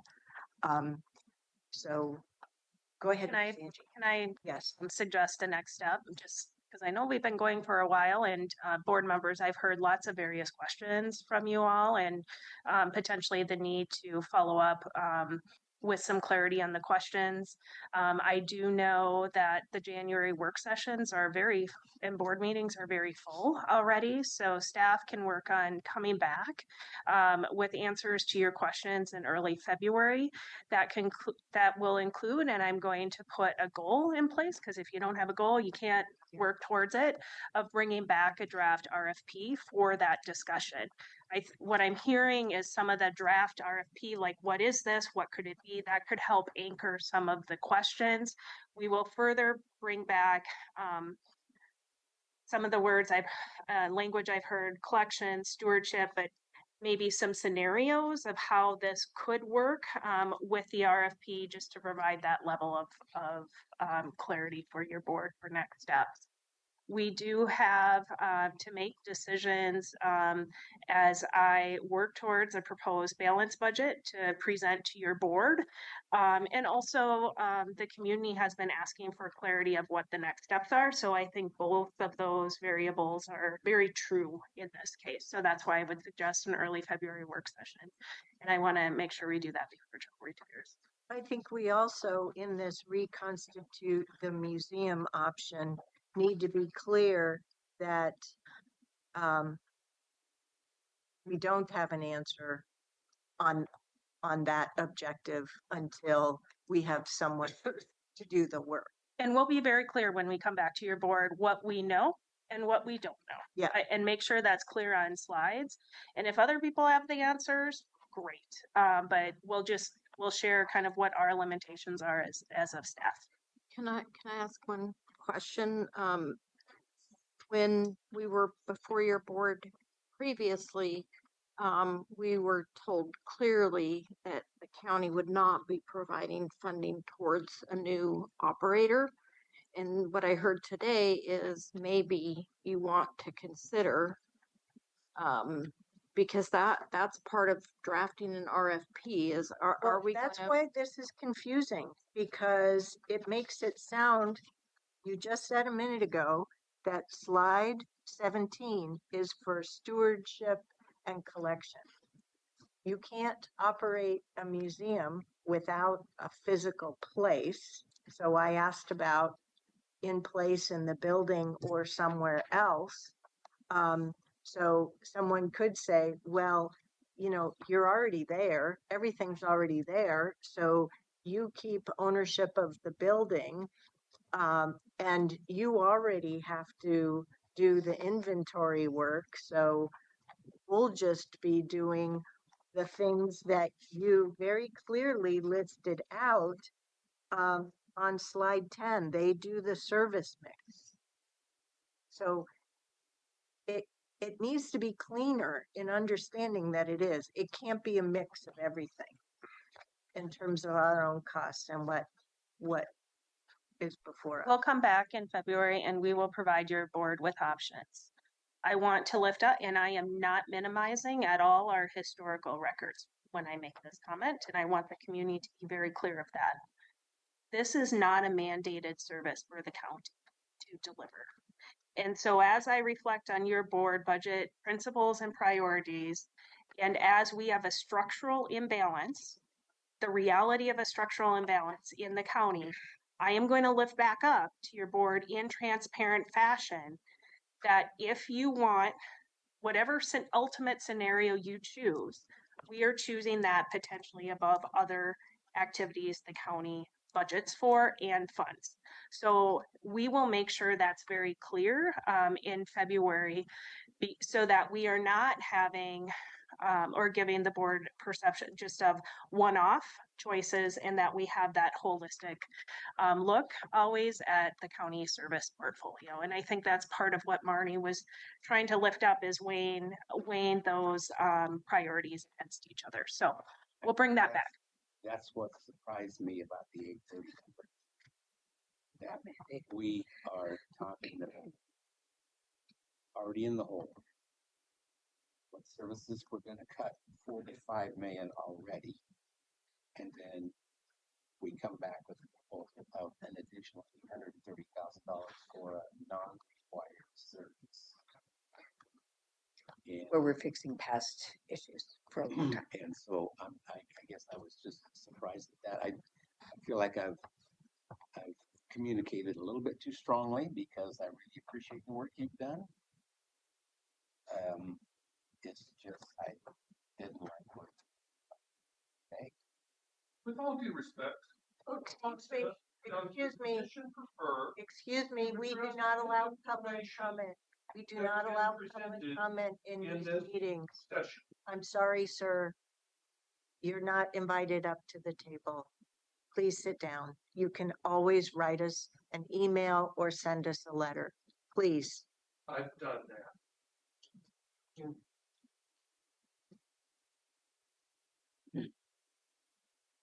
Sorry. So thank you for outlining the next step, Ms. Angie. We'll look forward. Sorry. Go ahead. Do I have everybody's full attention now? Because it's all about our next steps. Okay. So we look forward to your clarifying emails and coming back in early February. You did really endeavor to come back with our requested updates as you talked about as a result of our prior work sessions and believe you've heard appreciation from all of that on that. I better myself understand these three different objectives, still struggling a little bit with the relationship between them all.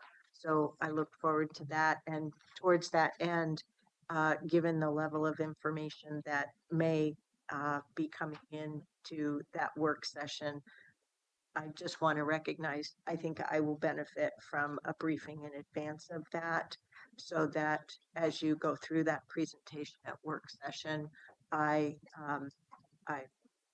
it's really solid for me. So I know I'm already asking for that. And so I would want that opportunity to be made available to other board members. Does that sound reasonable, folks? Like that. Ms. Angie, does that sound reasonable? Mhm. Okay, great. Thank All you. righty. So at this juncture, we need to take at least a 10-minute break. Colleagues, do you want to take just a 10-minute or stick to 15? 10's fine. Okay, 10's okay. So we will reconvene at 3:20. Will be followed with a 15-minute item that would take us to 3:35. Then we have a 30-minute item that will take us to 4:05, and then board and leadership communication 4:05 onward. So we hope to finish before 5 o'clock, but it may take us till 5 o'clock. So just of note, I need to step out and take care of something personal. So Erin Talbert will step in for me just for the very beginning. Okay. It should only be 5 or 10. Okay, so the board is hereby on a 10-minute break. So we'll see everyone back here at 3:20.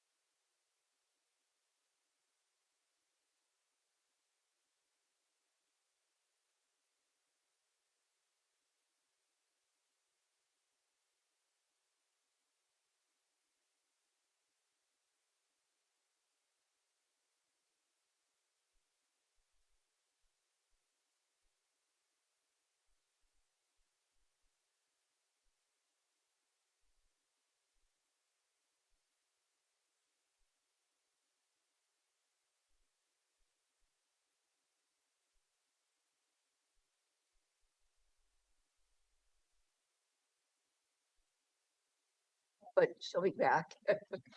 So let's move forward on to our next topic. Erin, would you like to introduce the topic? Oh, sure. I'm happy to pull it up right here. So I wasn't quite ready, but I'm going to be ready. So our next topic we did have before break, there was, I think the Chair Harrington was reading off of a prior agenda item. So we're going to go by the published item, and we have our climate and public health modernization plan update here today with the whole crew that I will let them introduce themselves today. So thank you for being with us. Thank you so much. For the record, my name is Dr. Marie Bowman Davis. I'm the Public Health Division Manager and the appointed local public health administrator. I know you have had a very long day, and so I really appreciate you making time for our update on climate and public health modernization today. Just for some housekeeping for our team, it is School Performance Week.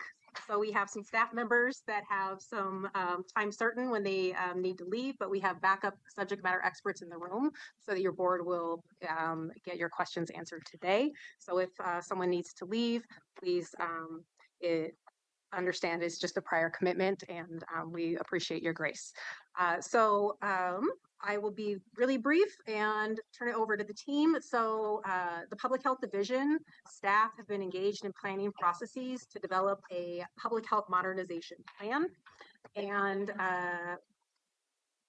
today your board will receive an update on our planning processes and next steps. So I'm going to turn it over to Erin Jolly, who is our Public Health Strategy branch supervisor. She's also our public health modernization lead for the county. Could I start by saying thank you very much for being here and for following the full board direction in the course of your work. Really appreciate it. Thank you, Chair Harrington. Thank you. Good afternoon, Chair Harrington and members of your board. As Marie said, I am Erin Jolly, Public Health Program Supervisor, and I supervise the strategy branch in the Public Health Division, which supports public health modernization and cross-division efforts in the Public Health Division, including the plans that we'll be talking about today. And I'll pass to Kathleen and Alex to introduce themselves and then get us started. Hi, good afternoon, Kathleen Johnson. I use she, her pronouns. I'm a Senior Program Coordinator in our Environmental Health Branch. Good afternoon, Alex Coleman, she, her pronouns. I'm a Senior Program Coordinator on the strategy team. Thank you for having me today to present to your board about the Climate Action Plan and the Public Health Modernization Plan. I am feeling especially honored for our team to share about these two plans. They represent significant bodies of work that our teams have been engaged in with really meaningful community partner and staff engagement processes, and represent a lot of work to support coordinated and effective use of our resources and capacity. A few questions for your board following this presentation are included on this slide, and then we revisit these on the last slide. Include what additional information does your board request related to these planning processes? Are there other sectors you recommend engaging in future phases and as we implement these plans? And any other insights, relationships, opportunities, or connections to share?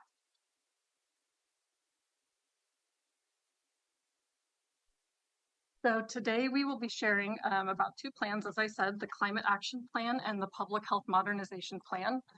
For both, we will share background and purpose, the planning process, and next steps. We also shared recent memos with your board about both plans as a written version of what we are outlining in today's presentation. These two plans are aligned, but they have a different scope and purpose that you'll hear about today. The Public Health Modernization Plan and Climate Plan both have funding support through Oregon Health Authority through our intergovernmental agreement. The state funding is through Program Element 51. And in addition to the state funding, we received funds through the Department of Energy, Energy Efficiency, and Conservation Block Grant to support mitigation activities in the climate plan. Both plans required community and partner engagement that we will share more about in this presentation. And both plans support our work as the local public health authority to address local process measures for statewide accountability metrics. The statewide public health accountability metrics are one way that Oregon's public health system demonstrates it is improving health and effectively using public dollars through a modern public health system. And I will now pass to Kathleen to share about the climate plan. Thank you. I'm going to advance the slides. Thank you. Our Washington County's first climate action plan is a modest step towards unifying our existing and planned department climate work under shared goals, creating scalable actions that are responsive to available resources and capacity to implement the work. It also grounds actions in data and is informed by partner and community engagement.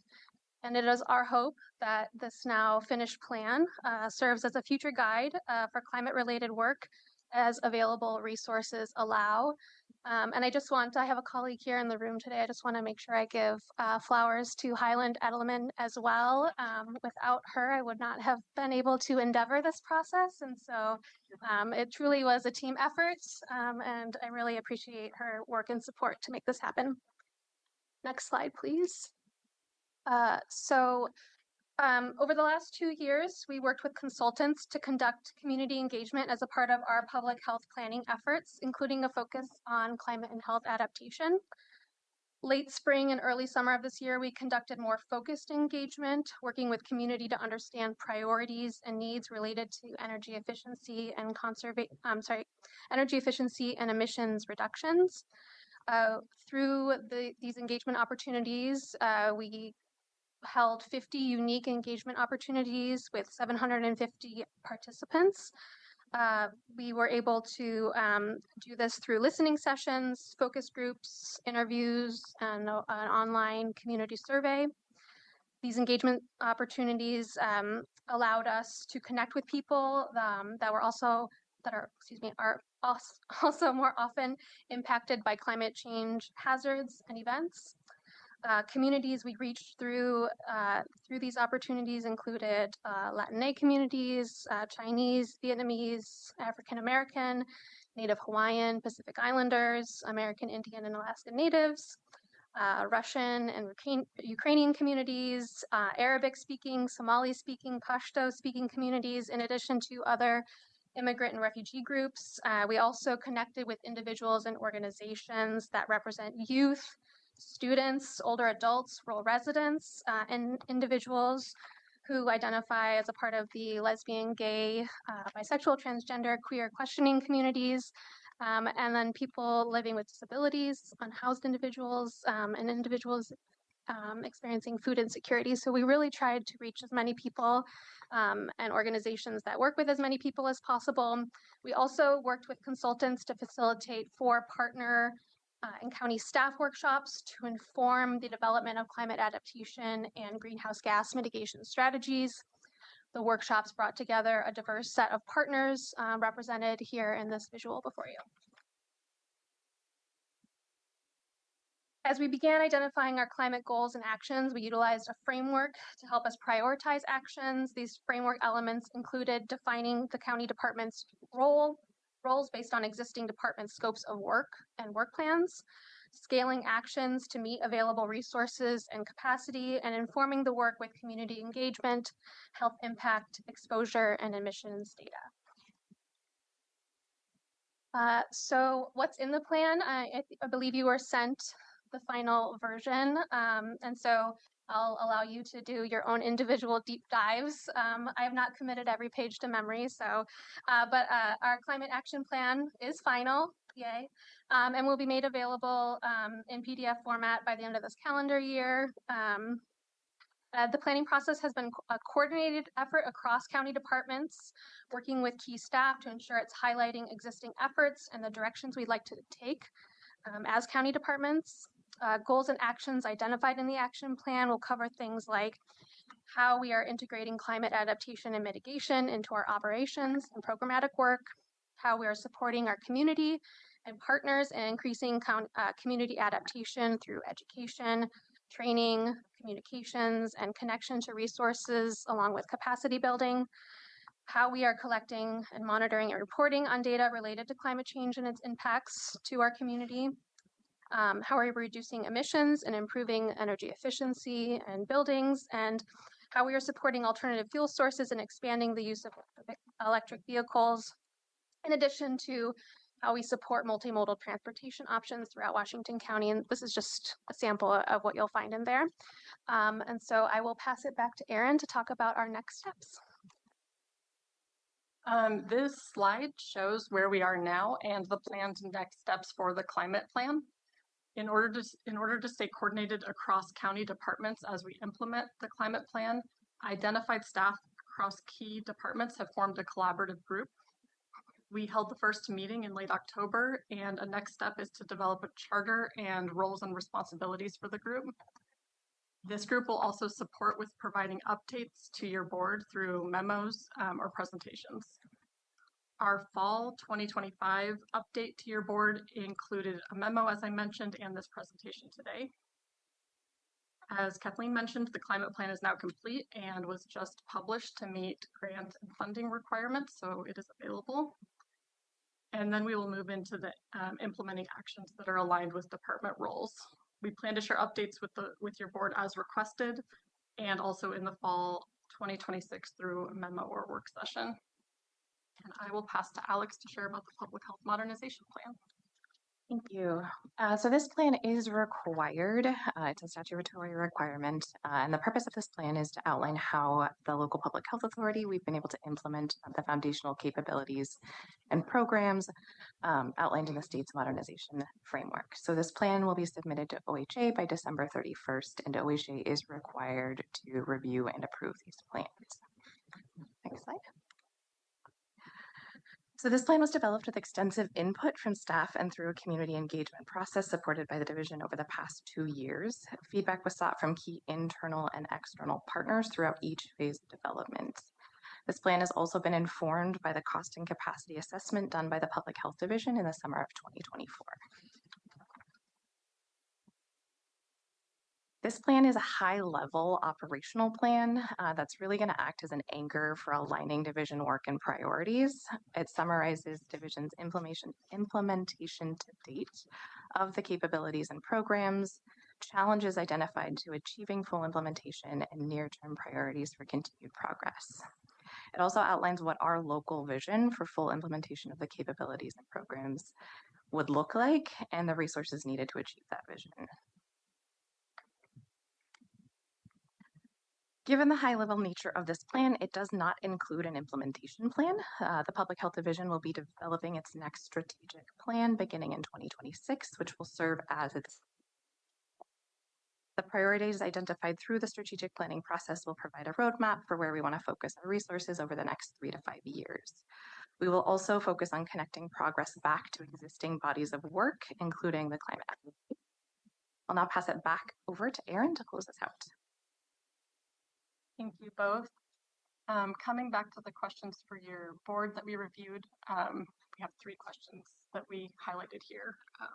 Helpful if there's additional information requested, other sectors or partners you recommend engaging, or other insights, opportunities, or connections. So commissioners, do you want to do an around the table as we have been doing, or what? Free to start. Go ahead. Me? Oh, okay. I don't need any further information. I've been keeping up with the memos. I've looked at the climate action document, didn't see anything in there that nothing seemed missing that I would have wanted. You did a really good job in looking at different areas, looking at requirements we need to speak to from the state, from Metro. You've done a really great job on both of these plans on community outreach, partner outreach. I'm really pleased. We're going into the unknown together, right? And that's where I think you also, with these 2 plans and the next steps that you've outlined, set us up for further collaboration, if needed, to navigate those unknowns. So, Dr. Bowman Davis, I feel in very good hands with your whole team. Okay. You've just done a phenomenal job of the scope of what you've looked at with both of these plans, who you've brought in, how you've brought people in to participate in all of this. So, no further information needs. On the engagement, I want you to have the freedom, subsequent next steps, to really scope that out. Other insights, relationships, opportunities, program connections, I don't have any others to offer or say, what about this? What about that? Because of your extensive outreach. And I don't want to raise something just because I can, because I think you've done the due diligence in all of that. So hats off to you as that expression goes. I hope you're feeling super proud of yourselves because I am proud of you and your efforts. So. Who wants to go next? I usually go last in case you don't know. I'm not contagious and I'm not sick, but something's going on in my sinuses. But thank you. I am very impressed with you've accomplished. I also have not commit the climate action plan memory yet, but I did read through. And Kathleen, you used the word modest. I think it's a very ambitious plan, very impressive and doable too. I wouldn't, and there's a lot less time, staff time committed to it too. So, but I'm got my fingers crossed that it's doable. I was wondering, I don't think I'm going through these questions, but I was wondering through what you think happens to the partners for Washington County, Partners for Sustainability Washington County community. What happened? Like, where's the engagement? Like, what? Yeah. Yeah, thank you for that question. We are still engaged with the Partners for a Sustainable Washington County Community. Yeah. And we have been partnering with that group to go through a process of kind of crosswalking all of the different planning efforts across the jurisdictions and identifying work that we can be coordinated on, how to keep each other informed, and any ways to kind of leverage working in that space to implement our plan. So we're right in the middle of that kind of planning process with that group. Okay. Yeah, I was just going through the list of communities that I'm familiar with that especially when I first started to engaged in dialogue and learned a lot, especially and moved off from their brilliance in this topic. And then I realized that the umbrella they sit under is this group, the Partners for Sustainability of Washington County Community. So kudos and keep that relationship, whatever we can do to sustain that group. That group is a tremendous value to Washington County, especially around climate. And we have a lot of resources through that group that we can tap into without. And then I don't know if I missed it, and I apologize if I missed. But I haven't read the Public Health Modernization yet, and I know I looked. I think over the weekend I was obsessing about the climate action plan, and then I thought to myself, wait a minute, where's the public health modernization plan? So I went through my email and couldn't find it. But I too shared the chair's comments around, been on board this journey with you all, read every memos that you've sent. This is a topic of my passion, and you did miss it. Okay. It's in. Yeah, it's not in my email. I was like, where is it? So I went through it and I was like, okay, I didn't miss it. And I even searched Alex.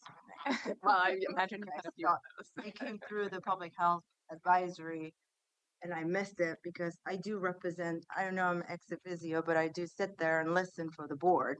And I thought, oh, wait a minute, was this a plan? I was supposed to alert the board and then, so this, but I realized that it's not yet and looking forward to it because I think they will be complementary, but also it will be interesting to see the adaptation side of it, especially post-pandemic, what you recommend. So I'm excited to see and read different counties, their public health modernization plan. So I want to compare and see where we are. I know we're innovative and I just appreciate all of you and many of you I worked with during the pandemic. So we're still on this journey together. So great to see your leadership. Thank you for everything you do. My turn. So I spent some time with the Climate Action Plan, and when I reflected on where we were previously and the comments that we talked about with One Washington County and really the uniting of all of the different groups and how we affect how climate affects all groups individually and collectively, you've really done an excellent job of marrying all of those pieces together. So that's the first thing that struck me, because I remember thinking back in the day, well, how is this all going to work? You know, and all of your actions, everything really demonstrates, and I can see different departments in the words. The question that I would have as we move forward is what is the process going to be for following what the recommendations have been?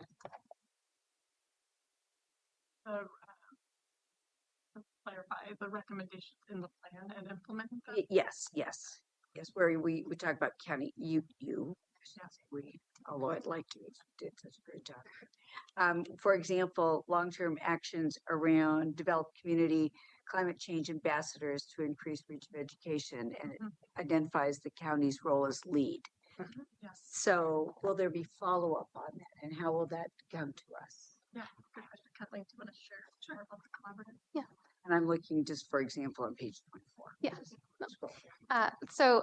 As you'll see in the last page, well, the last page of the actual plan, not the appendices, that we talk about next steps, and that includes a county collaborative, key staff across different county departments. And so that collaborative will be the space where we talk about implementation. What does that look like? Who's doing what?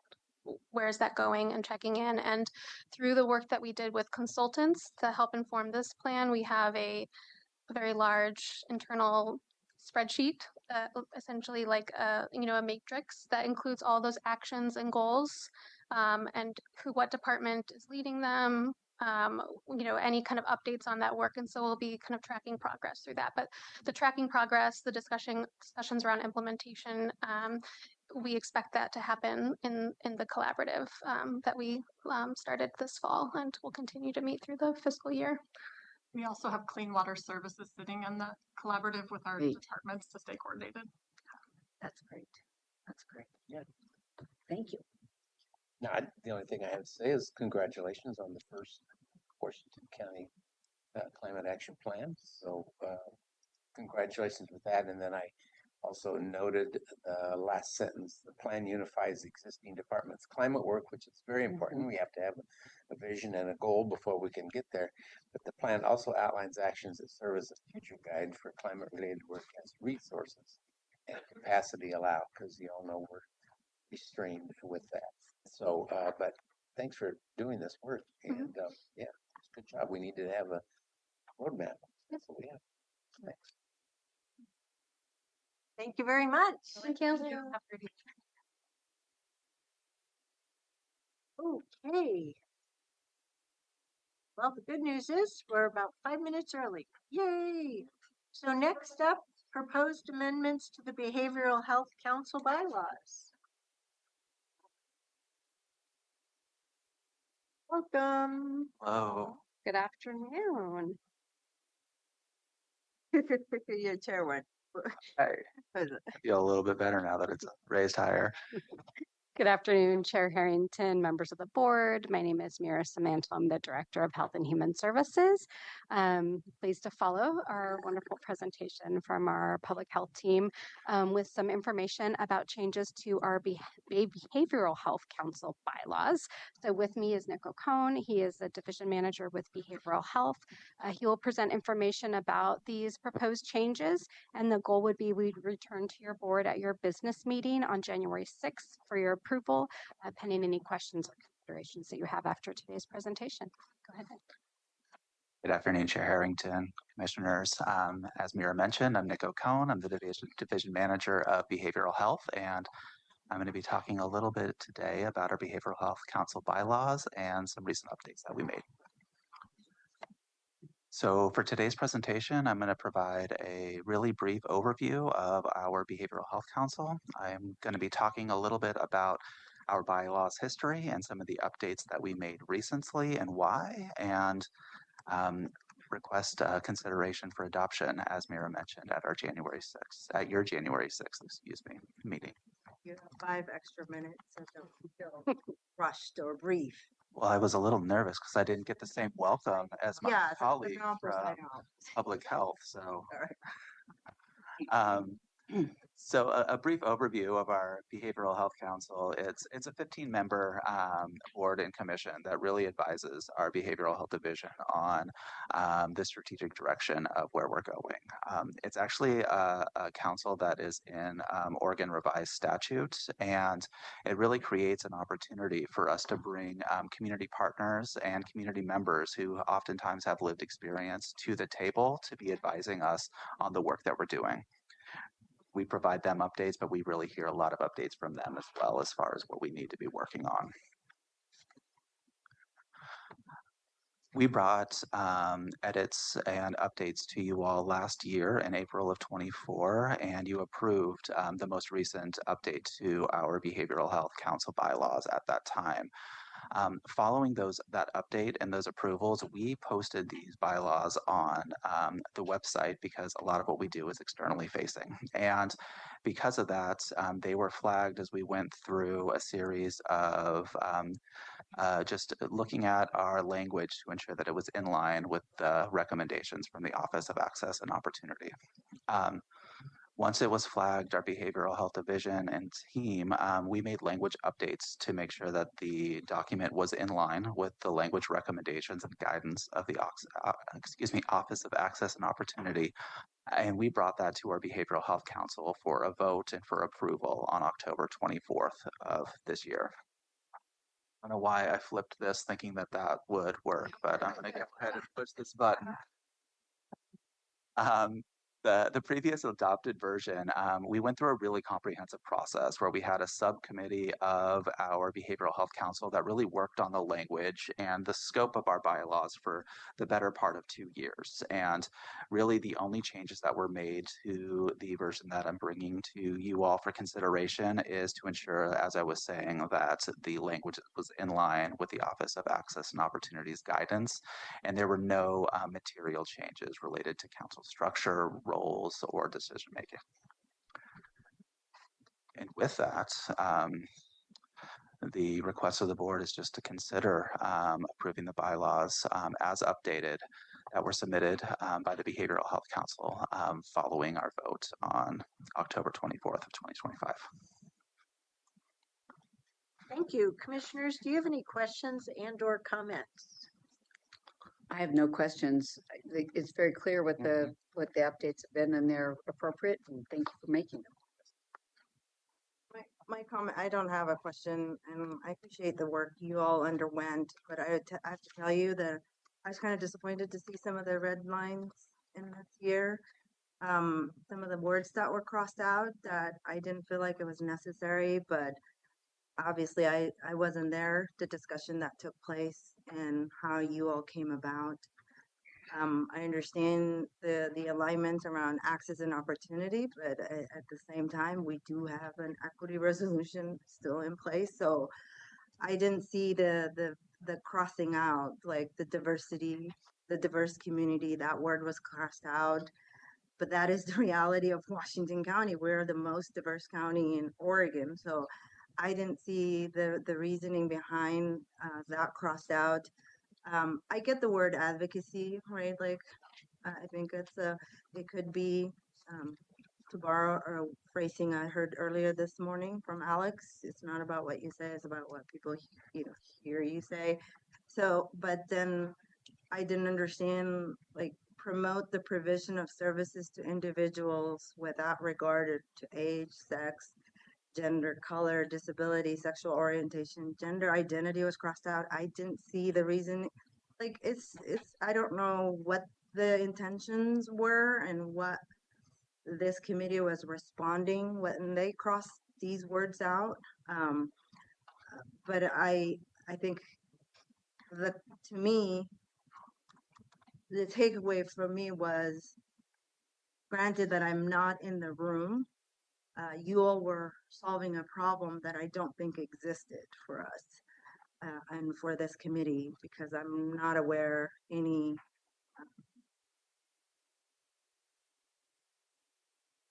just adjusting our words other than, so that's just my honest reaction to when I was preparing for this and reviewing this works materials over the last week. So, and asking myself why, what are we trying to solve? Why are we running away the word diversity? And what is the impetus? Other than that, I'm happy to support. It's not going to hold up anything. It's just my disappointment in the direction, and there's the interpretation I'm guessing is happening for people nationally, and how we're interpreting locally here too. So I get the reactions, just my honest disappointment in some of these crossed out, some of these red lines that I see here. But it is what it is, and I'm happy to give my thumbs up to move forward, because we're in a challenging times, and solidarity is the name of the game. And I'm happy to stand with our behavioral health committee and how they came about. But my comment. So for clarity, your issue isn't actually on the work that the Behavioral Health Council has done in their bylaws, but rather that what you've articulated today is in conflict with the access and opportunity resolution that we adopted on July 22nd, I believe. Because as part of that, the language guide had been drafted as part of that work. And as a result of that work, all of the bylaws for each of the committees is being updated in support of access and opportunity. So everything that you said here points to you're having an issue with the language guide, which is an element of that access and opportunity legislation that the board made a decision on back in July. Just to be clear on that, okay? It isn't specific to the work of the Behavioral Health Council and those bylaws. It just happens to be that's what's in front of us today. So, all right. Okay. If I may just add on to this, staff have been, I'm going to call it surgically going through documents since the adoption of access and opportunity, and the reality that the board and staff were faced with earlier this spring when we could not sign federal grants and contracts. I want to commend and lift up our Office of Access and Opportunity Director, Elisa Sojourner, along with Amy McMahon of County Council Office, who created that language guide. Absolutely, it is very challenging and emotional. And I appreciate the emotion that goes into words. And I know we as staff have had many of those conversations. As the chair said, this is one of the bylaws. There's other documents that have been and will continue to be updated to align with the Office of Access and Opportunity, the language guide. For just a reminder, I will just send that out to the whole board so that you can see that. In addition, we have shared this with our contracting partners. And our contracting partners have been very clear with us that they are going to continue to live within the values of their organization. So I appreciate the comments, and I just want to appreciate what, well, I wasn't in the room either, but just the leadership of staff, and I'm assuming just some challenging conversations that you had with the Behavioral Health Council, as I know I've been in many of those myself. Anyone else? Thank you for your work. These are difficult times, and I really appreciate the work. Thank you. Yeah.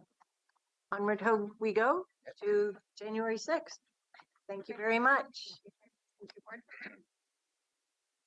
Okay, next we'll turn it over for board and leadership communication. Why don't we do leadership communication first?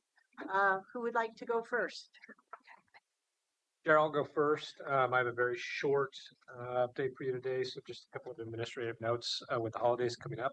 I will be out for vacation on the afternoons of the 24th and the 26th. We'll have coverage in our office. Mr. Treason will be there on the 24th. The 26th should be very quiet, but Mr. McMahon will be in the office that day as well. The same thing the following week. I'll be out all day on the 31st and out all day on the 2nd. Mr. Bush will be acting county counsel on those days. That's all I have for your board. You.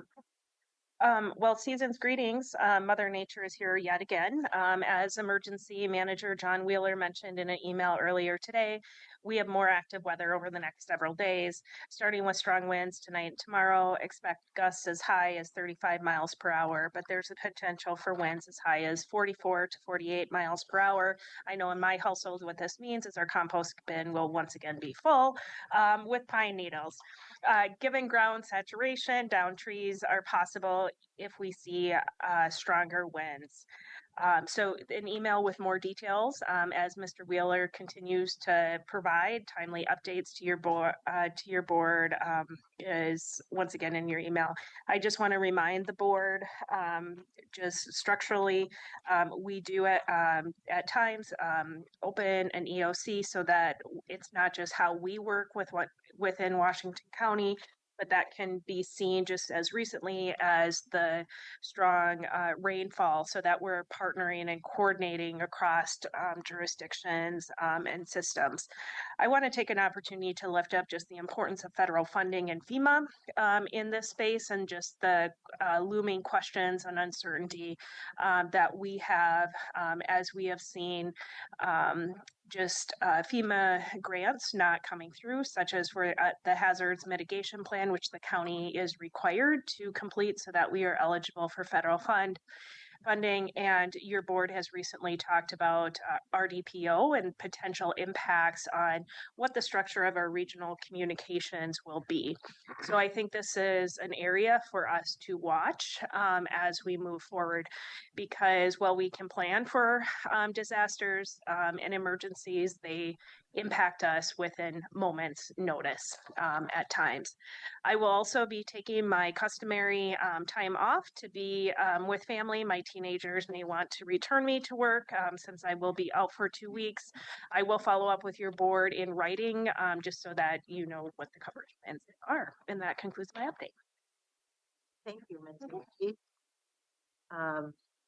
I let CWS folks know that they didn't need to be here for leadership updates. So unless they've raised their hand on Zoom to be called forward, I don't think we've got either Rick Shanley or Elizabeth Edwards online. So next we'll turn it over to board communication. Who would like to go first? I'll go. Okay, you go. So last week I attended COPAC and Northwest Act on Thursday. Both of them I attended via Zoom because they were seaside, and I needed to be Salem at 6 o'clock that night. So I didn't want to make that trek, so I attended via Zoom. COPAC always has interesting conversations about the economic developments, things that are going on there. But of particular note is a dues increase presentation has been in consideration for a while, and it was fairly significant from the standpoint of impact on cities and a little bit on the county. But I revised that with the conversation with the executive committee, and so you'll hear a little bit more about that because the board hasn't approved it, but it is a modest increase, primarily driven by the fact that Northwest Act, we had a contract with ODOT to administer the Northwest Act meetings. It was $30,000 a year. ODOT canceled that, of course, because they didn't have any money. And so we are running a little bit short, about $30,000 in the next fiscal year. So had that conversation. Northwest Act is always a good conversation when we're talking about primarily Highway 6 and the complications of that. Again, just to refresh your memory, that's our #1 priority in the Northwest Act of a fix, but it's also a very long-term project, and it's a very expensive project because if you've driven it, portions of it, and it was pointed out that all of these issues are in Washington County side of Highway 6. And so still in the Northwest Act. Well, that's true. And each year, a portion of that highway slides a little bit further downhill, and so ODOT goes in and puts new pavement on top of it, which increases the weight. So it's a domino effect. Compounding. It'll be a very expensive fix and a long-term fix, but that's always the conversation. And then just if you are heading to the coast on Highway 26, I don't know how far it's about. I'm guessing it's about 15 miles from the coast or 20 miles from the coast. There's a portion of it where it says slow down, slow down, slow down. Heed those signs because the highway is buckling right there. They thought they had it fixed, but they don't. It's back. And so there is a significant bump right there. And I would suggest you slow down more than 25, like 15, because otherwise you're going to have some damage. So anyway, with that, then I went to Salem Thursday night, had dinner with several of the commissioners, Association of Oregon and California Counties, which is obviously the timber organization for our southern counties. And their timber is Bureau of Land Management, different from the trust counties where our timber is managed by the state. So, but we all have mutual issues with that as far as the amount of funding that comes from timber revenues. And as you probably saw, the SRS money, the school resource money, was reinstated, but it was reinstated at about 30% of what it used to be. So even though everybody was cheering, saying, yes, that's good, it's significantly less. And Tim Freeman, who's the chair of the ALCC and also commissioner in Roseburg, made the comment that if they would allow reasonable tree harvest, we wouldn't need to have school resource. So interesting stuff, even to a point where if we could harvest burned trees. And I think I've told you this before, in the Santiam fires several years ago, we left 1.2 million board feet standing because we couldn't cut down burned trees. So there you go. There's an answer to that, but that's just my point. So let's see. Sorry, lost my calendar here for a second. Saturday, I was in Wheeler all day with the Saddleberry Trail Foundation organizational retreat, where we were talking about what 26 looks like and what we want to get accomplished. Wheeler, the little section there right at Wheeler is coming along. So we're going to have at least a quarter of a mile of trail there in downtown Wheeler. And it's actually pretty cool. It's right alongside the Oregon Coast Scenic Railway. part of it there. That's the end of the line for them. So anyway, it was good to be down there and have that conversation with them. On Friday this week, I have a Forest Trust Lands special meeting where we are talking about the governor's executive order and making sure that that does not have implications on further reduction of harvest for the trust timberlands.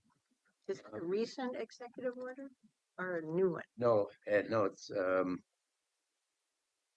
I don't know specifically, but I think it's her most recent one. But that was like what, a month ago, 6 I weeks don't know. ago, I or haven't something been like that. tracking it. So So if you could send that to us all, so yeah, we're I will do that. aware, that would be great. Brandon made us aware of that because he was asking specifically for clarification from the governor's staff, making sure we understood what that said.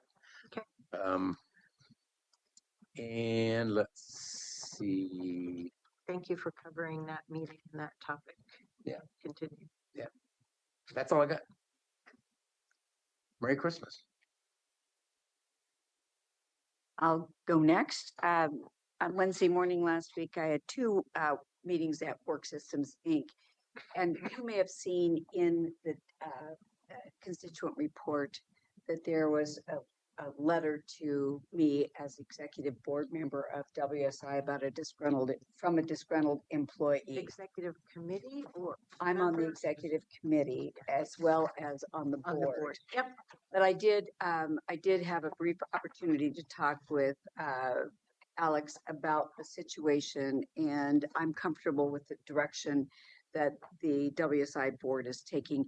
I wouldn't have even brought this up. It was an executive session for WSI, but because of the way it was directed to me internally, it came to the constituent report. Yep. So, but that is being handled by their outside counsel. Andrew McGough is retiring in June, so we've been working, this is the, I think, 5th project now that I'm working on currently with Raftelis. So it's, Heather's doing the search for WSI as well, and that's moving along.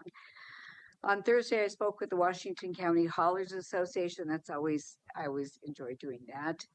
And then I did have a conversation with our Office of Access and Opportunity on the CPO budget with Mary Manceau and Tanya Macedo from CPO 7 and also ACRE. They had questions about the budget, and it was a good meeting. It was a productive meeting. We're moving forward, and their questions will be responded to.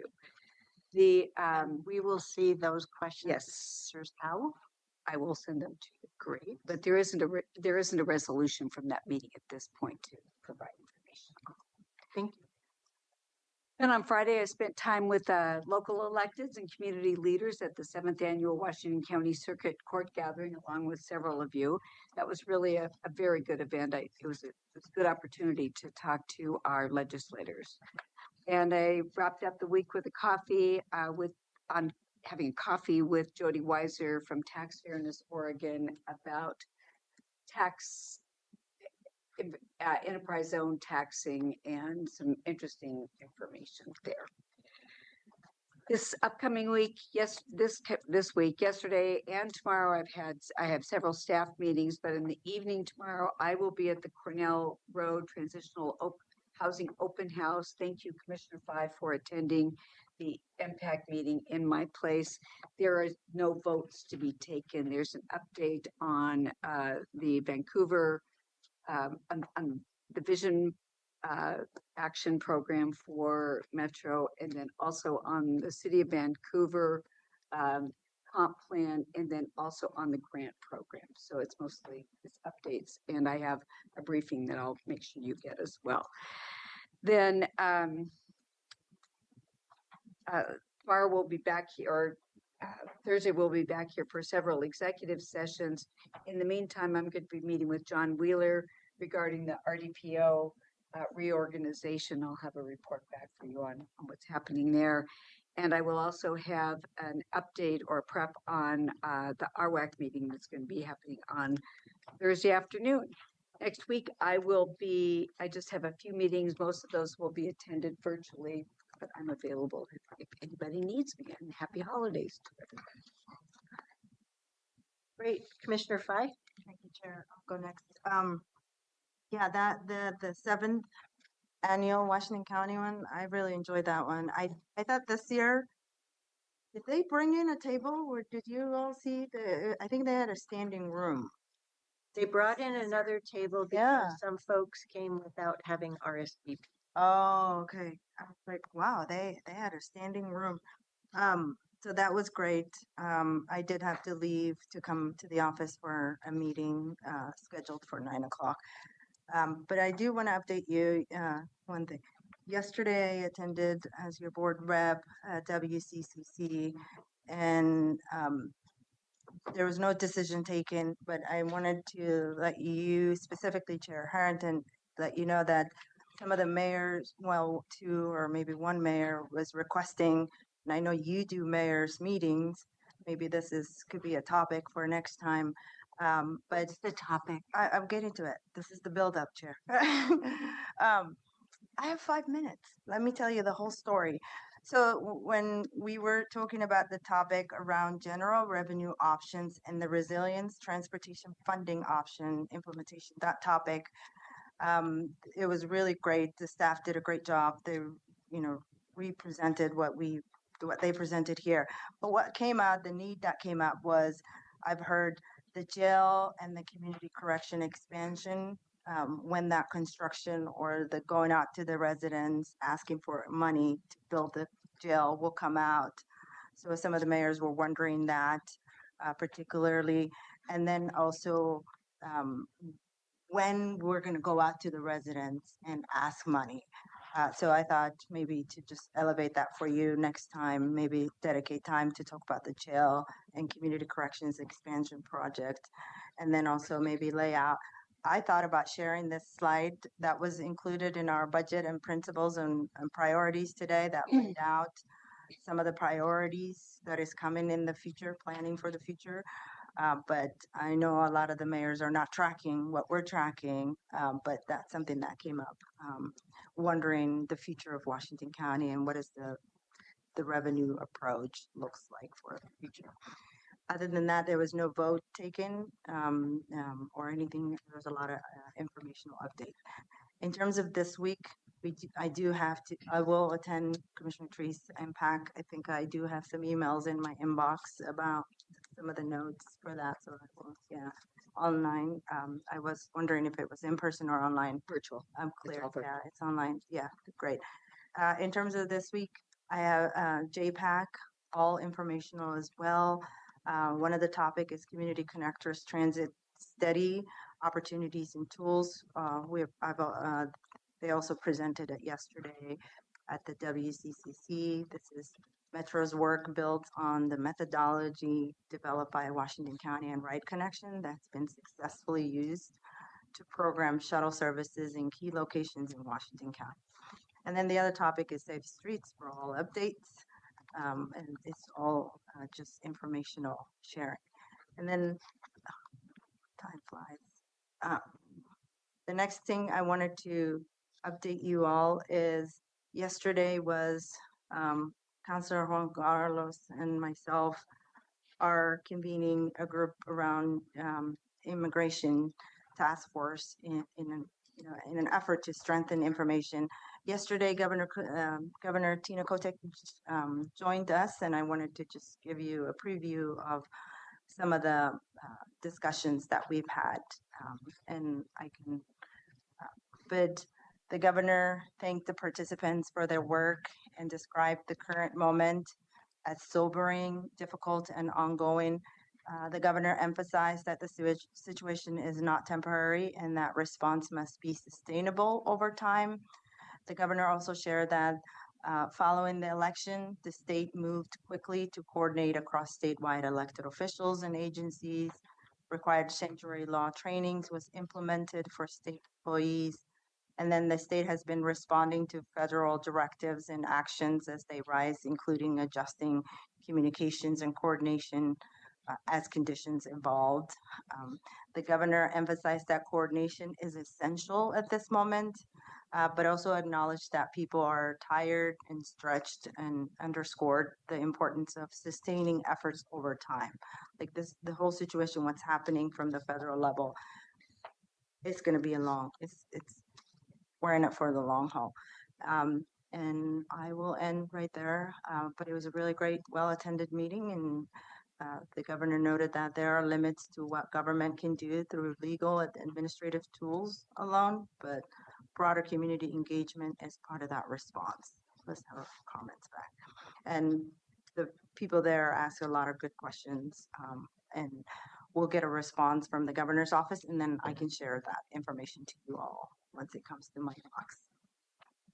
Do you all share information with each other? Yeah. This meeting was to have the governor come and listen to the jurisdictions, what they're doing to combat the situation unfolding in the streets of Washington County and or the West Side, and then to hear what the governor's doing, and then ask questions. What else? What else can you do? Is there funding? Can you do rent eviction? So those are a lot of the questions were around resources. We need resources. Cities are stretched thin. We're stretched thin. But the state is stretched thin as well. But we need resources. So.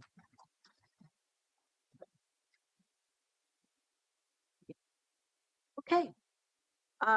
So I'm having my last constituent meetings of the year this week. In your inbox, you have the CAO annual review and County Council 6-month review. Congratulations to me. I got it to you a day earlier than usual. Also in your inbox are the committee assignments to be worked at the January 8th roundtable. You can expect an updated set of rolling agendas before the end of the week. I want to say thank you to each and every staff member of our wonderful agency of Washington County, as well as Clean Water Services, for your exceptional public service throughout this year 2025. Each one of you in every department have worked hard this year in a somewhat tumultuous year. You've embraced the challenges that we face as a county government, and I'm very proud of you. And more importantly, I look forward to our continued work together in the new year. Lastly, hard to believe, isn't it, that this is the last going into 26? I don't know. Yep. It's pretty quick. It sure does. So I have a question, but my last comment is, please don't be surprised. The first week of January will be busy, hence information that you either already have in your inbox or will have in your inbox before the end of this week. And then I have a question for you, Ms. Angie. I really appreciated your update about the weather. It helps me really internalize the challenges that the county employees may be facing in the face of Mother Nature. And I reflect back, here we are in January, right? We've now got saturated soils. The wind forecast, in addition to what, like 2.75 inches due over the course of a couple of days. Remember back in January of 2024, we had snowfall, ice, but wind.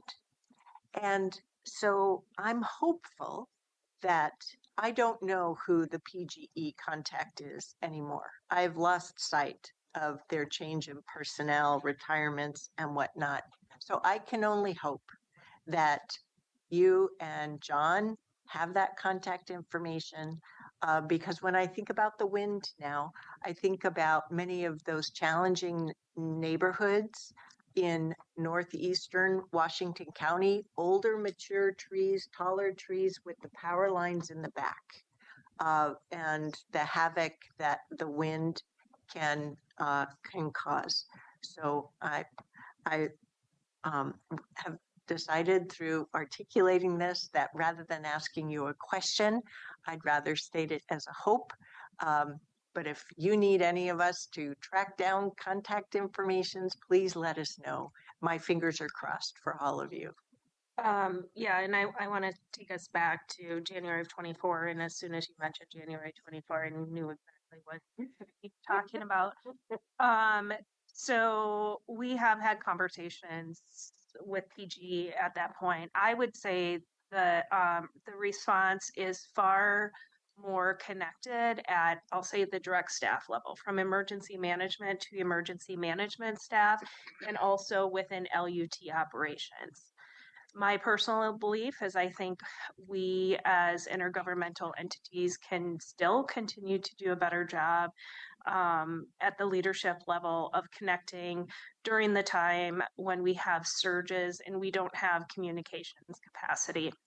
Going back to that specific storm, PG had who knows when you're going to also have a technology outage during a peak storm. But I do think that's something just, and I'll say it as a community, and I'm saying leadership, so I'll point to myself, but we all can do a better job of leaning onto, because community doesn't care where they get the message or the notification from. They don't care. They just want to be notified and updated of what's going on. So I think that's something I'll just lift up that we can continue to have on radar, and just really appreciate the board's partnership, and maybe anxiety through that event a bit, and exuberance too. So I think you as electeds are also in a great position to be communicating out through your social media channels during those times as community does look to you, because you are elected through our democratic process. Thank you for that question. You bet. So are you recommending that I put some more tie downs on my yard decorations? You know, his decorations. Oh, Santa keeps flying away. Santa and the snowmen. You may want to check with your neighbor and see if they really wanted it, because if it's not in your yard, maybe It'll be down at his. Yeah. You may have to deflate them or No. or tie They down. are inflatable. Okay. We've had that conversation. No. Okay. Okay. I better drive by your house on the way home tonight when it's dark. Exactly right. The lights Okay. go on, It's a date. It's a date. Or an assignment, I should say. Okay. Is there anything else for today? Seeing none, this meeting is hereby adjourned. Barry, do you have a lot of Christmas lights? Is that what's going on? You'll have to drive by and say,